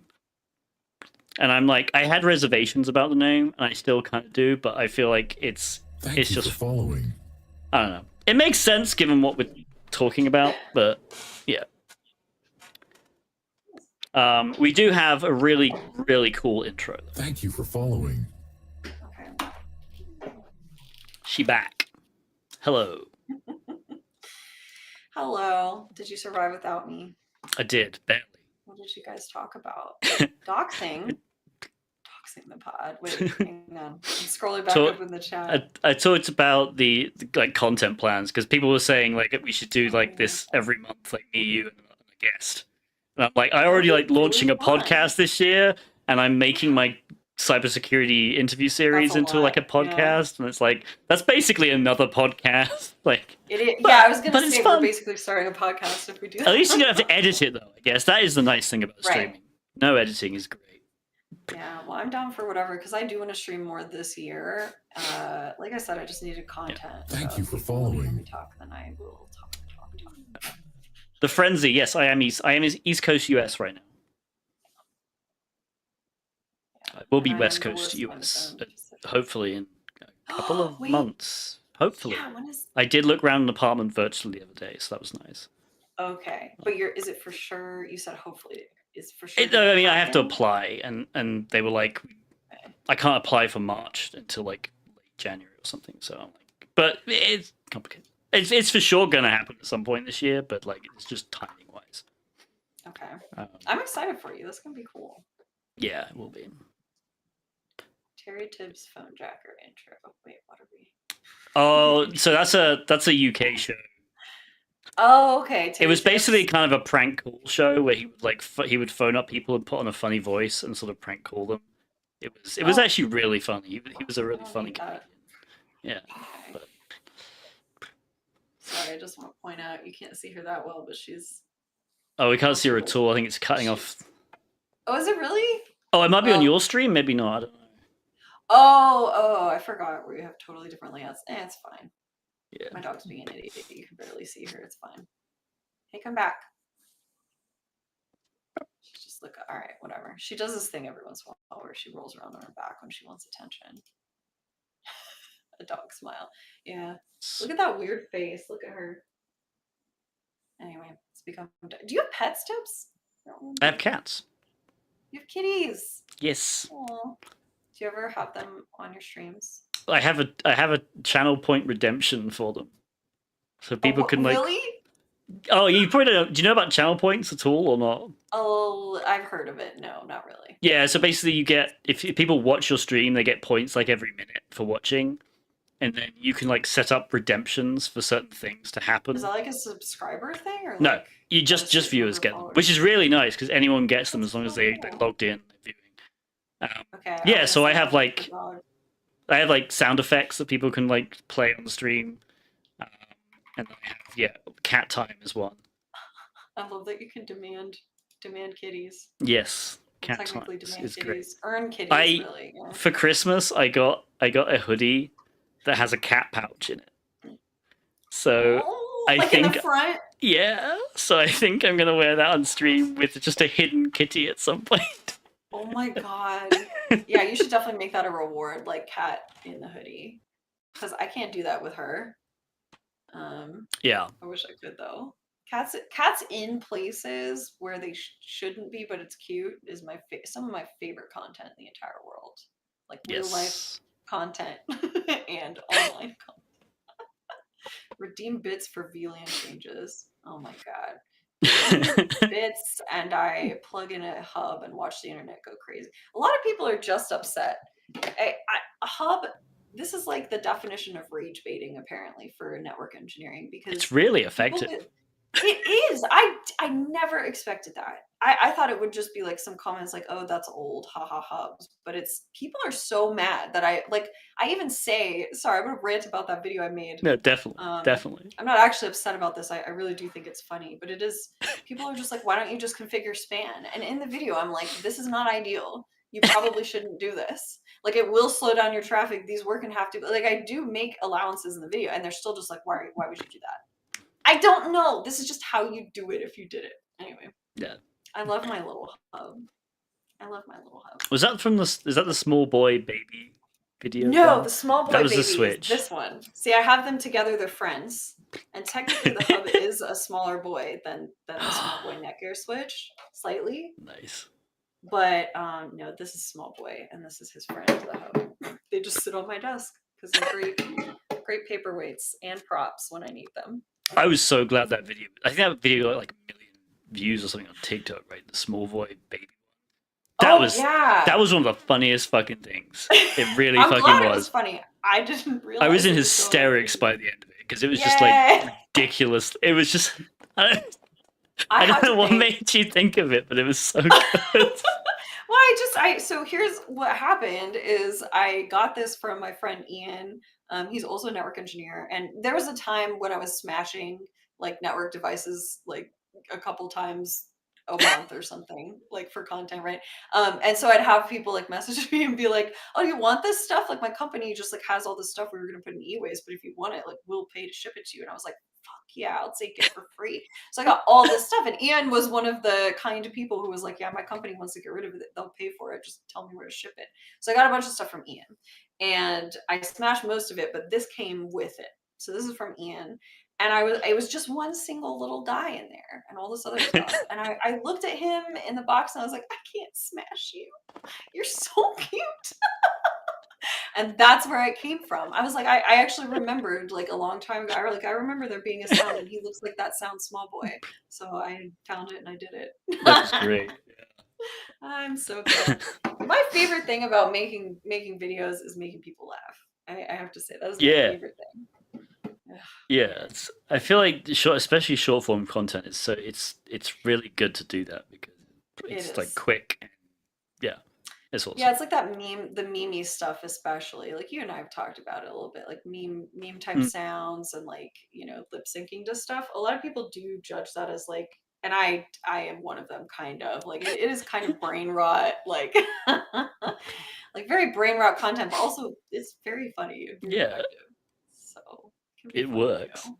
But yeah, I'd love to see some Tibs lip syncs. I'll have to do some. Anything. Yeah.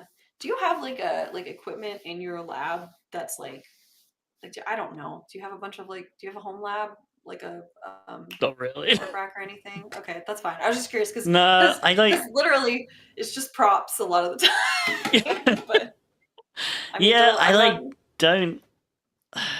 I don't do any real networking stuff. Like I'm a complete dumbass when it comes to networking. Like I did do network pen testing at some point. I probably know some basics, but I haven't done network pen testing in like 10 years. Networking, but I did. I haven't done network pen testing in so long, and that didn't involve setting up any of it. You did it at all. Come on. But you just scan stuff. That's all you do. You scan things. You don't have to deal with Ethernet cable. Unless like the customer, the only time I deal with Ethernet cable when network pen testing is when you show up to a customer site and they're like, here's an Ethernet cable for you to plug into the network so you can connect to the network. That's it. That's all. That's basically all it is, dude. Like you just gotta plug it into the right port. Anybody with networking in the comments can attest. That's basically all it is. I just sometimes get into the weird shit because I get bored, right? Yeah. So, you don't have to know like the details of everything. You don't have a home lab stuff with WebAppSec stuff or spinning up practice boxes. It's called Docker. I don't need I can just literally create a Docker container, which is just an app that runs on my PC. Like I don't even need to leave my chair to create anything to involve with web app hacking. Oh my God. But yeah.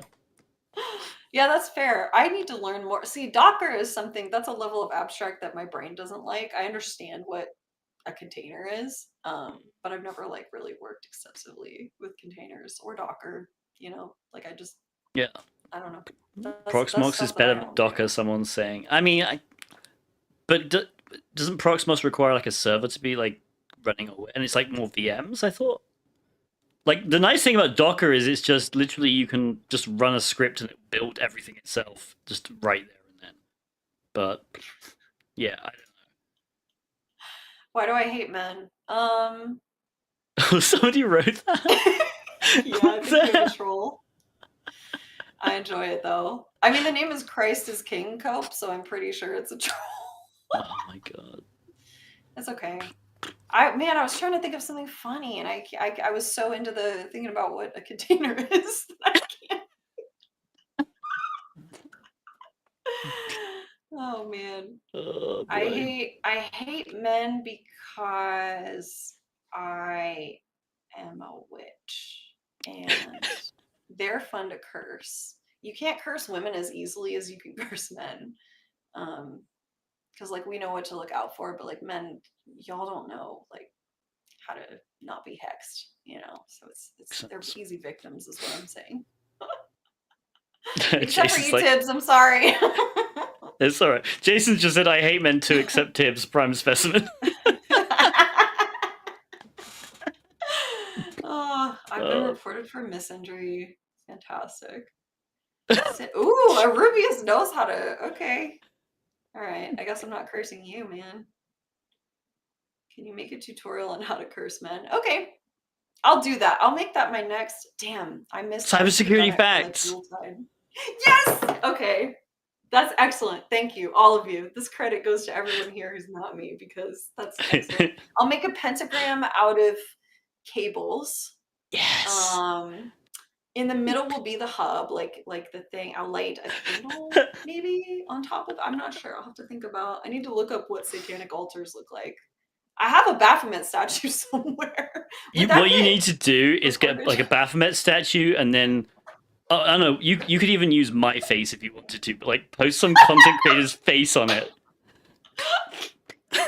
Okay, so your like face. if John Hammond usually says yes to anything I suggest to him. John, if you're still in chat, can we put your face on a Baphomet statue that Trackett can use to curse men in cybersecurity? Is he considered the like king of men in cybersecurity? That would be appropriate, I guess. I'm not sure king of men, but king of king. Easily one of the kings of cybersecurity. I'm sorry.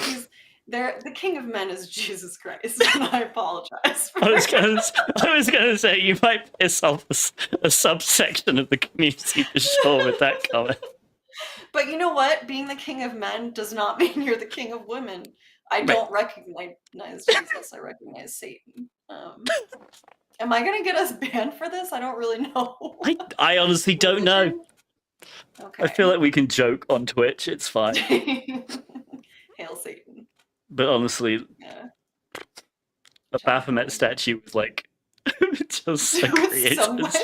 Just somebody. I took all of your faces. I'll take your face, John's face, somebody else's face. David Bombal. No, David Bombal would not consent to this. I'll take a bunch of guys' faces in cybersecurity. I'll meld them with AI, and then I'll make it one, one beast, one being, and I'll burn it in like an effigy on top of some cables. That would be a good. I really am gonna do this. You should. That would be such a funny video. That would be great. Especially if it starts with your cybersecurity facts intro. Oh, yeah, just cybersecurity facts, and then just immediately to the freaking cursing with. Yeah, I thank you so much because I have actually really wanted to do another cybersecurity facts, but I get in my head about it a lot, and I think this is funny, but this has already been. I've already tested it with an audience, so thank you very much. Just make it Cthulhu. Oh, I should make it Cthulhu. Cthulhu represents all men in cybersecurity. Yes. I guess. I guess a Cthulhu statue. I'll just get the golden dildo. Is really what I need to get, right? The golden tentacle. Yeah. That would be so shit. He'll be at DEFCON, I'm sure, but then exactly. Yeah. It's okay. I can just buy one. I don't give a shit. I'll spend $100 on a bad dragon dildo. Hang on. How much are they? Anyway, God, this is definitely gonna get us banned from Twitch right now. Yeah, I'm sorry. I will not go on this line. I'll talk to. This is Ken Weston IP at this point. I'll talk to him for permission. Oh man. If we can summon Cthulhu, why can't ants summon us? Oh my god. I feel like that's a great prompt for a short story of some kind. Someone with writing skills needs to. I mean, ants do summon us. They if you have an infestation, you track them back to their I follow the ant trails. If that's not summoning a human. You know what? You're right. What if Cthulhu and like the Elder Gods showing up is just like us and like killing us and doing all this stuff is just like us spraying ant pest control spray on everything in an ant pile? Could be. Oh my god. Hey, this switch doesn't work. No crap, it doesn't work. Half of it's gone. Wait, what? Did I blow up the switch? Maybe the ether killer. I have to find I need to make sure the ether killer works, which is going to be tricky for various reasons. But if I can get an ether killer that actually causes smoke or popping or something, maybe that can be my next like hex. We'll find out. Cybersecurity facts, and then just do this, and then the ether killer. I don't know. 3-phase power cabling. Hell yeah. So the ether killer I made, I realized I should have soldered.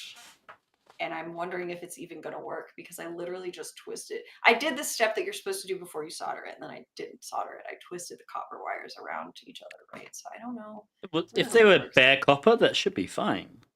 I think. Yeah, they were bare copper. You Yeah, would think, right? yeah. Yeah. Okay. I'm pretty sure the Even main reason better. you solder is just to make sure the connection is like They permanent. stay together. I don't Yeah. think realistically. Yeah, you need to. I mean, you could use. I guess it's too small for wire nuts. I imagine Too small for what? wire nuts. I don't actually know what a wire nut is. Someone else mentioned that to me though. See, this is how you know I shouldn't be doing this. Yeah, I was gonna Wire say. nuts. I just remember the first time you like Oh, that's suggested what on that Twitter is. like that you're doing an ether like killer, and I messaged you like, please don't track it. It's like, please don't It's die. happening, buddy. It's happening. The reason it's taken me so long, is just work in general. But then also, my partner was like, "You're not doing that on our Yeah, power I'm glad. I'm glad you're doing it off a car battery at least. Yeah, so I have a friend who is an actual engineer and at work, and he follows me, and he came up to me and he was like, "Let's do it at my house." So I was like, "Really?" And he's like, "Yeah." And then later he was like, "Maybe we do a car battery in my driveway instead." And I was like, "Okay, well, let's do it." But then we had to locate. He said he thought he had an extra one. He's got an extra one, and then he was like, "Well, I think it's dead, so we need trickle chargers." So I was like, "Okay." So we ordered trickle chargers, and I still need to deliver those to him. So the car battery is not charged yet. So when I go back to work, I'm going to deliver the trickle charger to him. He's going to charge, and then I think we're going to try it like this month. So nice. see what I can't happens. wait. Yeah. And if that works, I can't wait either. If that works, then I hope I will just make another one. If it doesn't work, I will try soldering one and try again. But either way, you'll get a video of me being very excited and then plugging in the filler. So that's something, right? Anyway. Awesome. 10 12-volt batteries in series. Yeah, why not three-phase? We don't have three-phase in like houses normally here in the US. And so unlike I think Europe does, maybe. I have no idea. So I had to Google it because I was like, what the fuck is three-phase power? I don't know anything.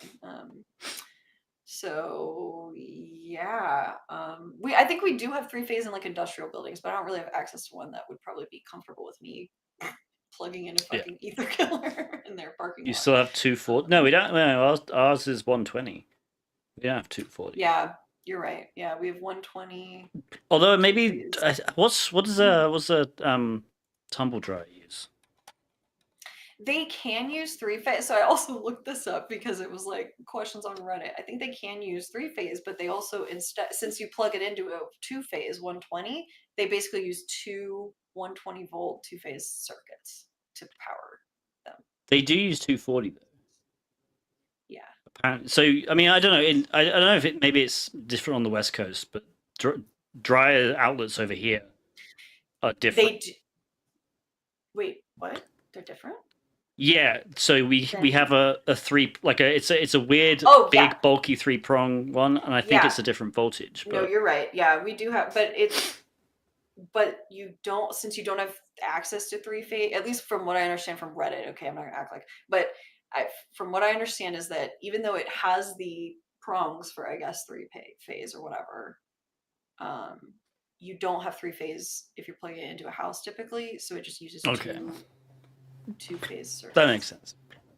Anyway, people are welcome to fact check me on that. That's just what I learned because I went down a rabbit hole because of this stupid project. But maybe, maybe I don't know. People in comments usually like know way more than I can. Sometimes I wish I never started soldering. First, it's just practical skill, then you'll end up replacing components on everything that breaks. No, that's awesome. What are you talking about? That's that's the kind of useful skill I want to be. Yeah. There's a really cool, I bet most people know her, or like, I don't know, she's very, very popular. There's a really cool creator that I just learned about like maybe 6 months ago. Her name is a Terabyte.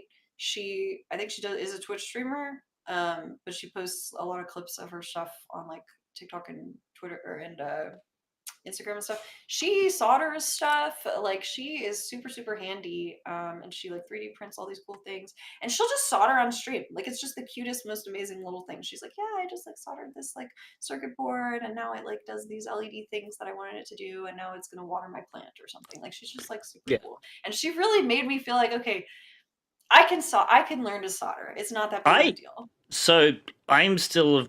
I went when I went to school. I'm not sure how relevant this is. I don't know if it's still done in the UK. Actually, I went to school like from basically the equivalent of US high school. So basically, age 11. Thank you for following. I got taught how to solder. Like, Man, we had like a wonderful. design technology class, and we basically it was like a shop class. Even though I'm not good, so I guess technically there are some vocational schools in the US where you do that, right? Mhm. So like you Yeah, it's like a specialized thing, kind yeah, of. but for this was like a class once a Thank you week for following. in basically a vocational shop where there was welding and That's so cool. we had table saws and everything.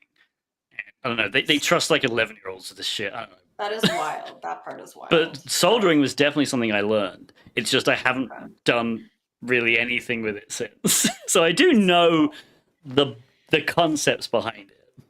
I don't know what it is. Like maybe it just depends on where you are in the US, and I'm sure there's like Yeah. some kind, or like if you take shop class, maybe they do teach you that. I just never took shop. What is it? Home ec. Like home ec is one of those courses that you take in like high school or something in the US. If you have that's good. I think they're more called maker spaces now, but they used to be called hacker spaces. They're not related to computer hacking usually. They're more like people with 3D printers. So usually in big cities as well, like there'll be a group of people who just rent some kind of office space, and then they host maker spaces where people can just come, knock on the door, get let in, and use the equipment that's there. They usually have some kind of soldering stuff. So that might be honestly, if you want to learn from people who are available to teach, and Seattle has a makerspace, which I assume they must do. That might be worth going to check. Really good idea. That's a really good idea. Thanks. I hadn't even thought of that, but I have heard of those. I'll take a look because it would be great to learn. But I'm like kind of intimidated. I wanted to buy like some of those, like beginner for kids beginner type soldering kits.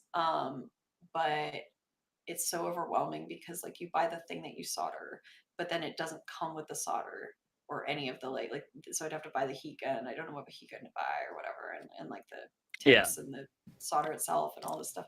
So I gotta figure some things out, like logistically. Like I need to find a ventilated area and things like that to put all those things. I'm hoping the ether killer works without soldering. That would be great. But I am willing. I can't imagine where as long as you've wound up the wires together enough, I can't imagine the world where it would only work where it's soldered. That's the thing. Yeah, I mean, I know I didn't show it very well on Twitch because it was a terrible, terrible camera view, but I did twist the wires together and then I just taped over, like I wrapped it with electrical tape. So yeah, right? I don't know. We'll see. We'll find out. You'll find out soon. I do have a fire extinguisher and I got one of those electrical fire blanket things so we could smother it. The question now is, what do I want to fry, right? Should I fry or try to fry an actual, I have a Cisco 1841 router, which is a very, very, very, very old router that I'm not using at all. So I kind of like to fry that, but I don't know if it'll actually fry it because it is technically a data center thing. So I'm curious if anything would happen, or if I really want sparks and stuff, should I go with like a very small little like TP-Link? Like, what should I do? Just both. Just do both. Could do both, but the question then is like, what if the cable gets damaged because of the heat or whatever, and I can only use it once? Like, what if it's a one-time use ether killer? So that's what I was thinking. I should. That's true. But then I thought, okay, shit, I should be soldering that. I got in my head about it a lot, so maybe I should make another one. I mean, I guess it all depends. The question you really need to answer is how difficult is it to set up the entire environment for doing this? Like, is it just that you can go around your friend's house one random Saturday afternoon and it's going to take like half an hour to get ready?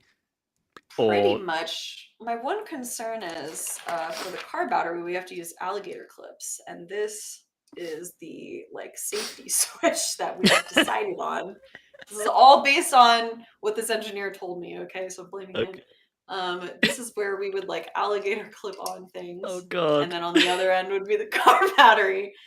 And then I guess the other end of this, like one of these would be car battery, the other one would be the end. I'd have to cut the end off the ether killer and like wrap it around. I don't know. Yeah, I have to talk to this engineer who knows way more than me. Please I wear really would gloves. just like to plug it in. Yeah, Please make sure you ground yourself. we will wear PPE. And I will not, like, the idea is, like, I'll get on this side set up with the switch first. This won't be touching anything right here. And then the car battery will be a very careful, painstaking part. I don't know. It feels more dangerous now than just plugging it into a house. That's like an ultimate freaking Frankenstein thing right there. That's it's definitely a Frankenstein. But he was like, you should get this.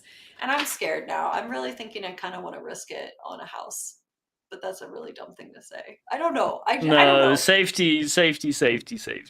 I saw a video of people using ether killer from like the 2000s where they just literally had like a surge protector and it was turned off, like the switch was turned off on the surge protector and they had everything plugged into everything and then they flipped the switch on the surge protector and it was fine. Like it sparked, but then nothing happened.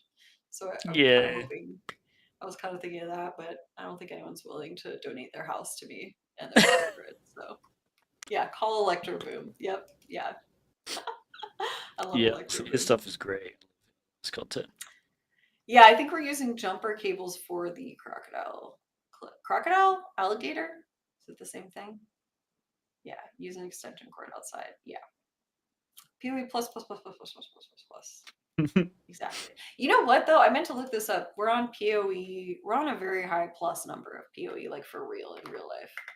PoE highest rating. Oh, that didn't work.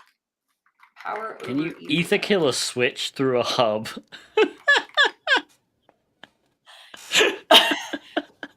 You'd kill the hub and then. Man, if you connected it, would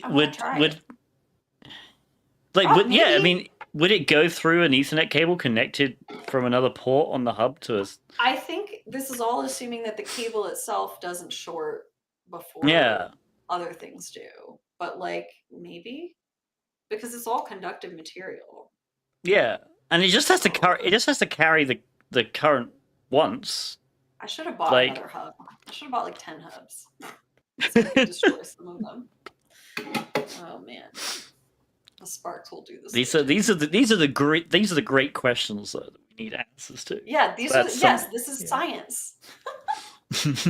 I could go on eBay and peruse again for a hub. Ethernet injector hub, you call it. I'm not sure. I will say I want a hub that's slightly higher. I would like a fast E hub. I only have a 10 base. If you put the voltage high enough, you can use your ethernet to fry stuff through plain air. Yes. Yes. Oh, that is true. Yikes. 50 kilovolts or so shit. Yeah, that would just melt it. That would just melt the cable, right? Oh my god. Yeah. There's a lot of weird, holy shit, there's a lot of weird stuff on eBay. In case you weren't aware of this. The problem is if I search for hub, half the things that pop up are going to be switches. Anyway. Yeah, see, if it's labeled like 1 gigabit hub, that's all fucking lie. By the way, gigabit hubs just don't seem to exist. I think technically there could be one, but I've never been able to find one ever. I mean, that kind of does make they went out. Yeah, why would you? Went out of fashion. Why the fuck would you do that? But technically, you could have one. Yeah. Better to just make a switch do that though. Wow, for $90, I could get a Forta switch. There's a lot of cool stuff on eBay, and also some like, why are you selling that? Ethernet splitter. Does a hub support full duplex? Is a question. It does not. By definition, a hub has to be half duplex. So that's why I was saying, like, you know, the Ethernet standard does have allowances in it. It looks like it's a little vague, but it does have allowances for like half duplex on gigabit and not above gigabit, but on gigabit specifically, that's 1000 BST. So technically, I think you could have a half duplex 1 gigabit connection, but I don't know why you would want it other than for science. You know, I'm foreseeing right now is you're going to learn soldering. And then in like a year's time, you're going to be, I made a gigabit hub. Like, I made a literal one this time. You're gonna create the world's first gigabit hub just to show that it can be done. Yes. You know, that's the kind of science I'm interested. That's what I want to do with my network engineering. That would be knowledge. cool. That would get shit. so many good views because I will say, I will say I was kind of clickbaity because whatever, but like I did program a switch to behave like a hub in that I turned off Mac learning and I turned off IGMP snooping, which basically means it didn't act like a switch. It didn't learn anybody's. It just broadcasted everything, right? That's it, out all ports, or all ports on the VLAN. So I have configured and managed switch to behave that way. And so it's technically like a hub, except it was full duplex because it's a switch. And that I guess would be, yeah. And it was easy too. You can actually do that. You can't do it on every managed switch. I think a lot of them would be like, why the fuck would you do Wait, this? did I miss the video on this? It was a while ago. It was like over a year ago now. I'm gonna have to I should repost that though. You should. That sounds or I could just awesome. make another video on it. Yeah, it wasn't. Unfortunately, I did this at work in my work lab. Please don't assume it's not for the rocket. It's not. For the rocket. Wait! You have hubs at work. No, it's not for the rocket. Bezos came to you and was like, "We need hubs on the rocket, but we can't find them on eBay." I will just say that I am allowed a certain amount of fucking around for science at work. Not the dangerous stuff. That's like awesome. I'm 100% sure they wouldn't want me to do an ether killer, but I have a lab that doesn't have anything to do with the rocket, and I just fuck around in there sometimes, and it has nothing to do with the rocket. So one of the things I did when fucking around was I was like, you know what? I'm gonna see if I can make a gigabit hub, and I kind of did by programming this one switch. So it was really cool. It was fun. And then I posted about it and everyone was like, why would you do that? That's stupid. And it was one of my most successful posts of like 2023 or something. 2020. Just imagining like it has such a clickbaity title would be I plugged an ether killer into New Glenn's network. I plugged an ether killer into the rocket, all caps, with my face on the thumbnail, like, oh, and the rocket, like yeah. I would get fired immediately, I'm pretty sure, if I made a video like that. Even just pretending. Do I use FPGAs or ASICs for the rocket? I probably can't answer that, even though you could probably unfortunately. guesses. But I will just say, like, I know the difference between them, and I know. I don't know. I personally am not like a firmware writer or anything, so that's all I can tell you. I don't know anything like about low level stuff like that, but the Rubius asks, is the bait content worth the hate engagement? That's a good question. That is good. Have you made bait content really, Tibbs? Like, yeah, not much. I definitely get hate for it. Like I go on once where like I don't know. I think it was Matt J said he got someone in the comments because he made a post. He does the news stuff, right? And he said O day instead of 0 day. Oh yeah, which people definitely say O day as well as 0 day. It doesn't matter. And someone in the comments like tried roasting him by saying, "Oh, imagine not knowing, not saying O day." I was like, dude, that is like literally. And so I just made a random video where I said, oh, by the way, it's actually oval day, and like actually, yeah. I like straight face. Yeah, well, I like. People are so mad. People were like got pissed at me because like they're like, oh, like you know, this is a serious channel. I'm like, well, you're come the on. Cybersecurity influencer. You're a fraud. Allowed to have fun. That actually was really good rage bait. Yeah. Yeah, but I don't do that often. Yeah, I it's a mixed bag for me. I like to do rage bait because it makes me feel better about weirdly the world. Because it's kind of like a place where I can control. I'm ready for it. Whereas if I put a lot of like effort and emotion into making something and there's a lot of it turns out to be a ragey thing and I didn't mean for it to be, that's really upsetting. But if I meant for it to be and it is, then I'm like, yes, I was ready for this. I have girded my loins for this. I'm okay. So, and it does get good engagement. So I will say it can definitely be worth it.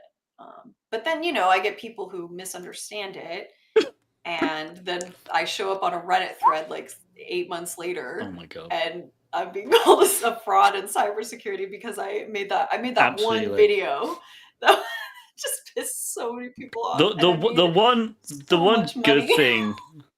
The one good thing about you appearing in that thread, though, was like literally anyone who was responding to that guy fucking was like, "Are you insane?" And like he got downvoted into literal oblivion. Like that was actually it was so wholesome. Yeah, Thank you for defending me too. That was very kind. I was like, "What the hell?" I really appreciate it. Yeah, that comment was so funny. Like it didn't upset me because it was so funny that this person was like, not only is she in cybersecurity, but it's an advanced, complex topic to talk about the difference between hubs and switches. Like okay, yeah. I guess does trolling on Twitter. I do a lot of trolling on Twitter now. Like that's my bait content platform. It's just posting random crap on Twitter. It is fun. It is fun. I will say, like, if you're monetized and you don't care much, you can really make I mean, I made a lot of money off of the hub versus switch one, and I didn't even. I was gonna make that a serious one, and then I was about to film the last part where I actually talk about the technical differences, and I was like, wouldn't it be funny if I just didn't? And it worked so well. You can, if the money is good, like it can be worth it, and that's the unfortunate side of it, right? Is like that the rage bait works, and then you get a lot of money, and then of course people start making more rage bait content. Anyway. Yeah, I don't know. I've posted opinions that weren't supposed to be rage bait that apparently just were rage bait. So I was like, oh shit. I guess I have some controversial opinions about this. I love that though. Interesting. Okay, Rubius has a good point. The rage bait almost gives the trolls a space to troll, keeping the legit content safe from it to an extent. That's a really interesting That is theory. true, yeah. Huh. I like that. It's like the purge. We need the occasional rage bait to keep the trolls, just to give the trolls something. That's where cybersecurity facts comes in. Yeah. Oh, good night, Fuckosaurus Rex. Thank you for joining us. I didn't realize that was the name. Sleep tight, Fuckosaurus Rex. I've wanted to say the name this whole time and I keep forgetting. Oh man. Real quick, I want to answer this question from Revisualize because I get this question a lot. How challenging was it to get hired in my role? So you've wondered about the clearance requirements. Yeah, so I actually didn't have to have a clearance requirement for this. I don't work directly on DoD stuff or anything like that. We do contracts for the. Actually, I can't even say. I don't know that we've even done one or have one. I actually have no idea. So yeah, it's not. I mean, ITAR is involved, but that doesn't apparently mean that I need a clearance. I think that if there were ever anything we worked on that required a clearance, we would have to just get someone else to work on it. So I didn't need that for my role. It was a challenging interview, the technical interview, because I think it's similar to SpaceX from what I've heard. You have to do a whole couple of interviews and then a technical interview at the end. But the technical interview I actually enjoyed it, which I didn't think I would until they told me what it was. And it was create a presentation on technical challenges that you've had in the past and go through them at a depth that you would expect someone at your level to, I guess, understand. And so I did a whole presentation on stuff the weird shit that I found in the NOC and all these bugs in network devices. And it was actually so fun. So it was challenging, but I'll say I enjoyed it for that reason because I love talking about that stuff. But it's definitely a challenging interview process. So anyway, this stream is a honeypot in action. Oh my gosh. The idea of repairing stuff and fixing things was tough for me to find jobs relating to that. Are you London Gold? Are you in a role? It feels like repairing stuff and fixing things would be maybe easy to find in a mechanic sense or repairing PCs, or I don't know what kind of repairing and fixing you want to do. It feels like maybe are you looking at niche or stuff or something? I would love a conference just on that stuff. Oh yeah. Yeah, doing a presentation for a job is very. Oh no, don't get sick thinking about it. Just try and make it something that you really enjoy talking about. Like I just happen to really love talking about weird networking shit, which is very convenient for me in a situation like that. But I see, so you can help desk. I've heard some interesting stuff about help desk as a role. Yeah, some people say you can get stuck doing it in sort of a dead end sort of place, but I have heard it's a good place to start because you learn a little bit of everything. Oh, you're a pilot. Okay. You want a side gig. So if you're a pilot, can you like fix airplanes and stuff? I don't know. Or, you know, hop on stream and just start banging up stuff and see if you can fix it.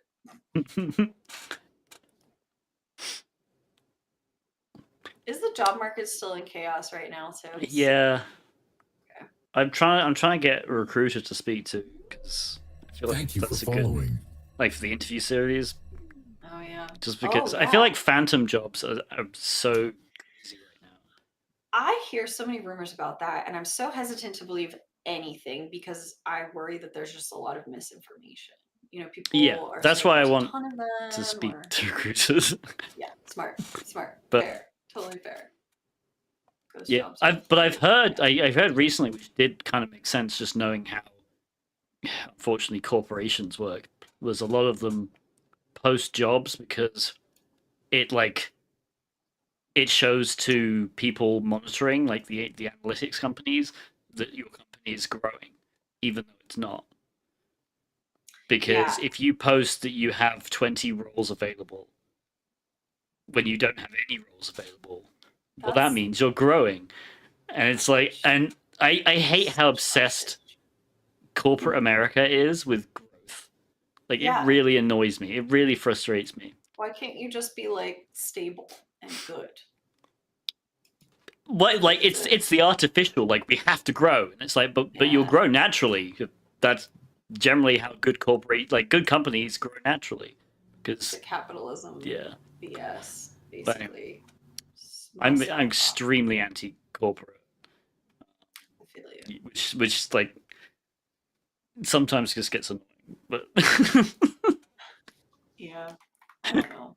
I go back and forth. It's like layoffs are never good, and I always feel like they are avoidable. And I feel like so many people, just regular people, are so against them, obviously for good reason. And it's a very unpopular thing, and it makes companies look really bad. And yet, still, it doesn't seem to all the bad PR companies get for laying off people because of stupid company decisions. Like all that bad PR doesn't seem to do anything to hurt them. They continue to do it, nothing changes. And that frustrates me. I don't know. I don't know. sucks. I don't know. Yeah, these companies complain about people using AI to write resumes, but they supposedly put out phantom job postings. Yeah. Oh my lord. Yeah, that's true. IT Actually, ops. Rubius. There's the yeah. I mean, there's one thing you can guarantee is that yeah, if you get someone laid off from another company, even though they're not going to go back to that company, they'll just go to another company even if it's done layoffs. Like it's. I think it's easy to be like, oh, you know, maybe it wasn't the same layoff reason. Maybe the layoffs are legitimate this time. But yeah, it's just annoying. Interesting. So visualize, you're talking about you feel like you've been pigeonholed, huh? Into a role type. No one wants to see me as the opportunities that I want to drive forward towards. Do you think that's maybe just like not just, but do you think that's maybe a company culture thing where you're at? Like, could you just say about options for you? This might be overly optimistic given the job market, but I don't know. Could you find a mentor potentially in like a role? Or if you know, I know you've been in for 2 decades, so maybe you're not looking for a mentor, but maybe someone to just like advise you on getting a different role that you're interested in, and like what steps you could take to do that. AI is going to streamline all the tasks that I even want to do in my future role. Oh, dang. Okay. There's got to be something. Look, I know that AI is like a real thing that's happening and affecting us and will forever, but there has to be something that right now, I mean, it's not all going to happen at once, first of all. And as AI starts to streamline some of these things, there's got to be, I bet you could find something that you're interested in that maybe AI is either not going to replace or not going to replace anytime soon. I bet you could find something because AI is going to be a big game changer, and it already is, but we can't just lay off everyone in the workforce for AI, or like 90% of people. That won't work. We'll all die, right? Like under capital, it just wouldn't work. So there will be initiatives. People will want to help, right? They'll want to start. If we see a lot of people being displaced by AI, maybe we'll get a lot of training initiatives from responsible governments. Knock on wood, I don't know. May or may not be ours, but like we'll see efforts to try and change this, right? Because you can't just unemploy like 90% of the workforce. You just can't do that. It's just it's not sustainable. So there has to be something. I'm not saying it's not going to be hard, but there has to be a line somewhere. That's just my 2 cents. I don't know. Yeah, no. What is? We're laying people off to pay for the AI training. Yeah. I feel like it's most even if you are like even if there are jobs being taken over by AI these days, they're like you still need people to review the freaking AI. That's the problem. Like AI makes so many mistakes still that I know. it's just it scares me. People taking its answers as the gospel. I'll sometimes post something on Twitter as like a I'm wondering type of thing, and I'll get comments that are like, ChatGPT says this. Don't come in here. Don't come in here with your I googled it for you, but it's ChatGPT now. No, what? ChatGPT made this up for me.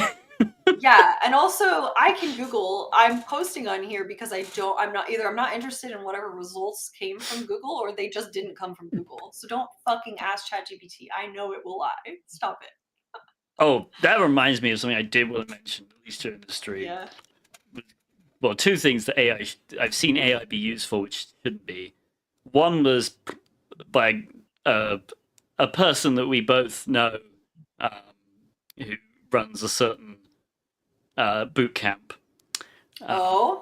Yes, like basically you copy pasting something I said in a tweet into ChatGPT and asking it to basically, can you debunk this for me, please?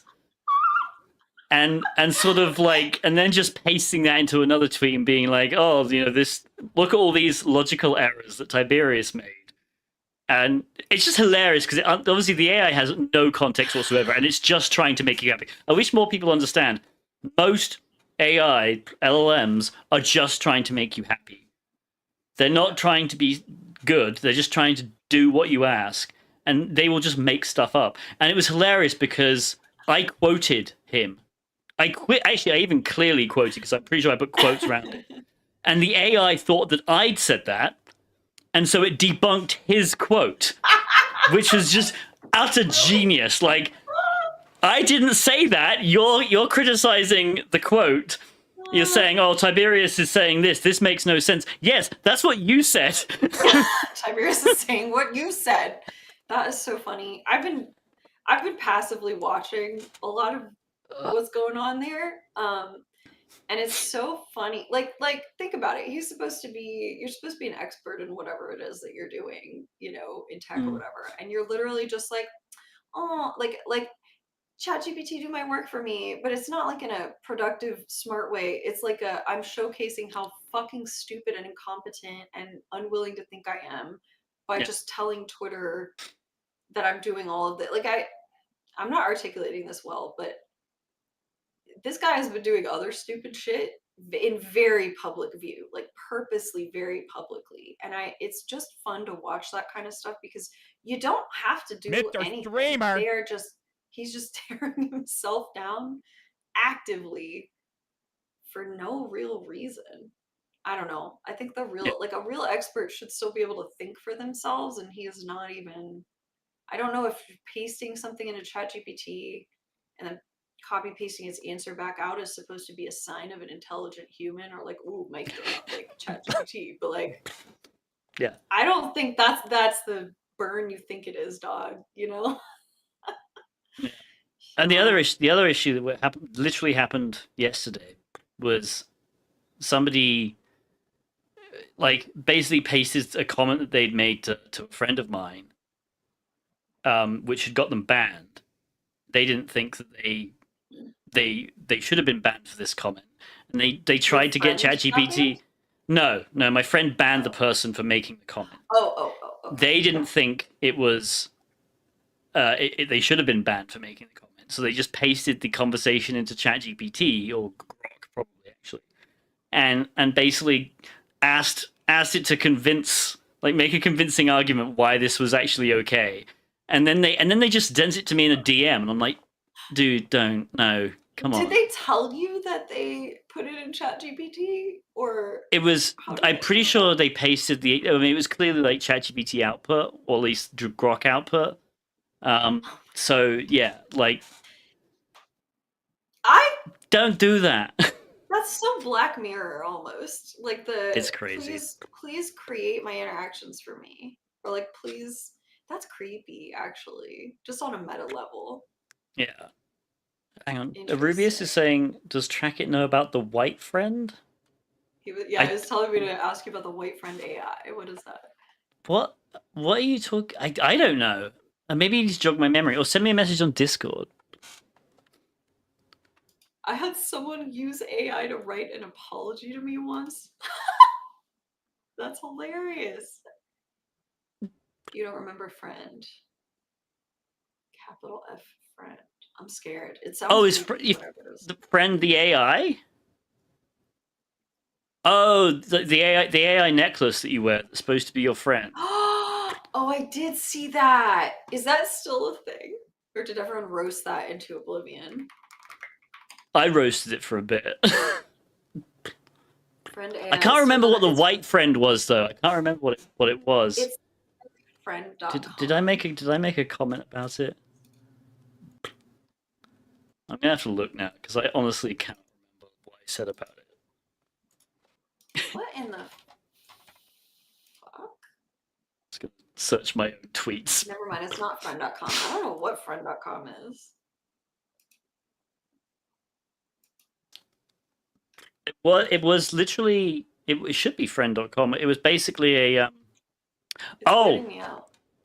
Right. So it's basically it's an AI and like a necklace that listens to everything and it texts you. Oh yeah, and like the commercials were like I remember one was like two people on a date, and like after the date, the girl like whispers into her necklace, she's like, "What did you think of him?" And they're like gossiping about the guy. And it's like with her hand. Yeah. Oh, I can totally see that in the future though. But it only came. That's it. Yeah, Ruby says it only came in white. Did I make a comment on like literally like it's only available in white? 'Cause you're only allowed white friends for some reason. Yes, that sounds like a curse tweet I would have made about it. That's so funny. Most of their money went into buying the domain. Yeah, they spent so much money on it. I mean, it's just a dumbass product. Like, I don't understand it.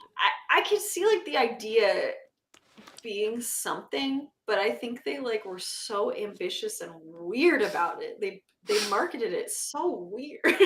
Like, we're not ready for that yet, okay? Yeah. Oh my god.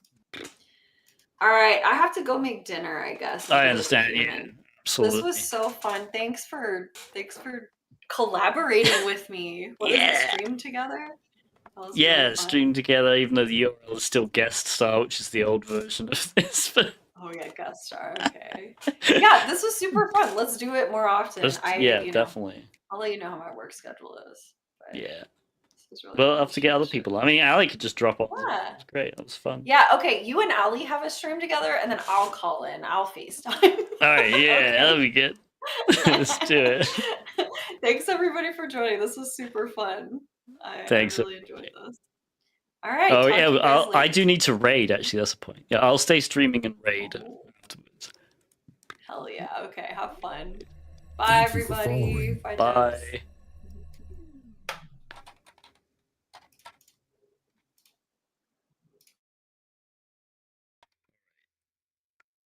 Now the chat's in my face again. Hang on. That was definitely fun. We'll do that again. Who are we gonna raid? MSec's online. I feel like we haven't raided MSec in a while.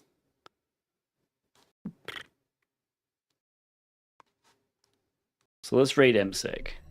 Thank you for following. Actually, before we do that, I'm gonna double check all my notifications because I understand a lot of people. It's very difficult when you have somebody talking. I can't do the standard like "thank you for the sub" because that's like So I'll do that now. At least if I miss someone, I'm sorry. But thank you, Poppeter, for the subscribing. Antarctic Beef. Jason Haddix gave up 5 community gifted and I completely missed it. I'm so sorry. Dark Eldar resubscribed. Jackson resubscribed. I think that's everything. If I missed anything, I'm so sorry. Yeah, it's definitely I have to get used to sort of. But it's just me and chat. I can talk, but I don't want to interrupt people while talking. So, all right, we're gonna rate MSec. He is. I think he's doing Suno stuff. He has Suno up, so that's fun. But we'll see. Anyway, we're gonna rate MSec. Would love more raw text for the Reddit. That Reddit thread, technically it's deleted now, but you can still access it if you ever visited the URL. So I don't know. I obviously like most of the people who were mentioned in that thread were ridiculous. Well, they didn't. The guy who posted it deleted it. So if you delete your own thread, it I don't think it appears in the results anymore, but it technically speaking still exists. Yeah, I mean, my most of my takes are basically almost every single person mentioned on that list doesn't deserve to be there for the reasons stated, at least in the introduction.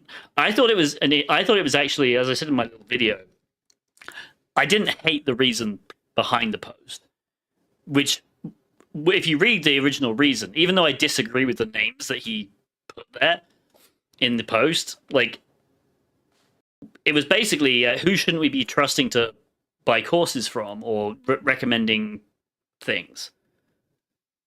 And then it just turned into like who makes bad content occasionally? Like what? Why? So it just became this really stupid thing.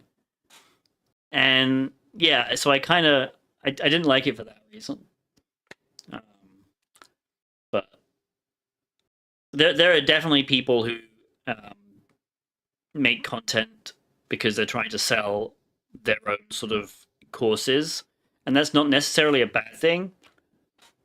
So like you can't just put them in there. They have to be very specific, like they're literally trying to scam people, or you shouldn't actually trust them because they don't really know what they're talking about, like that kind of thing.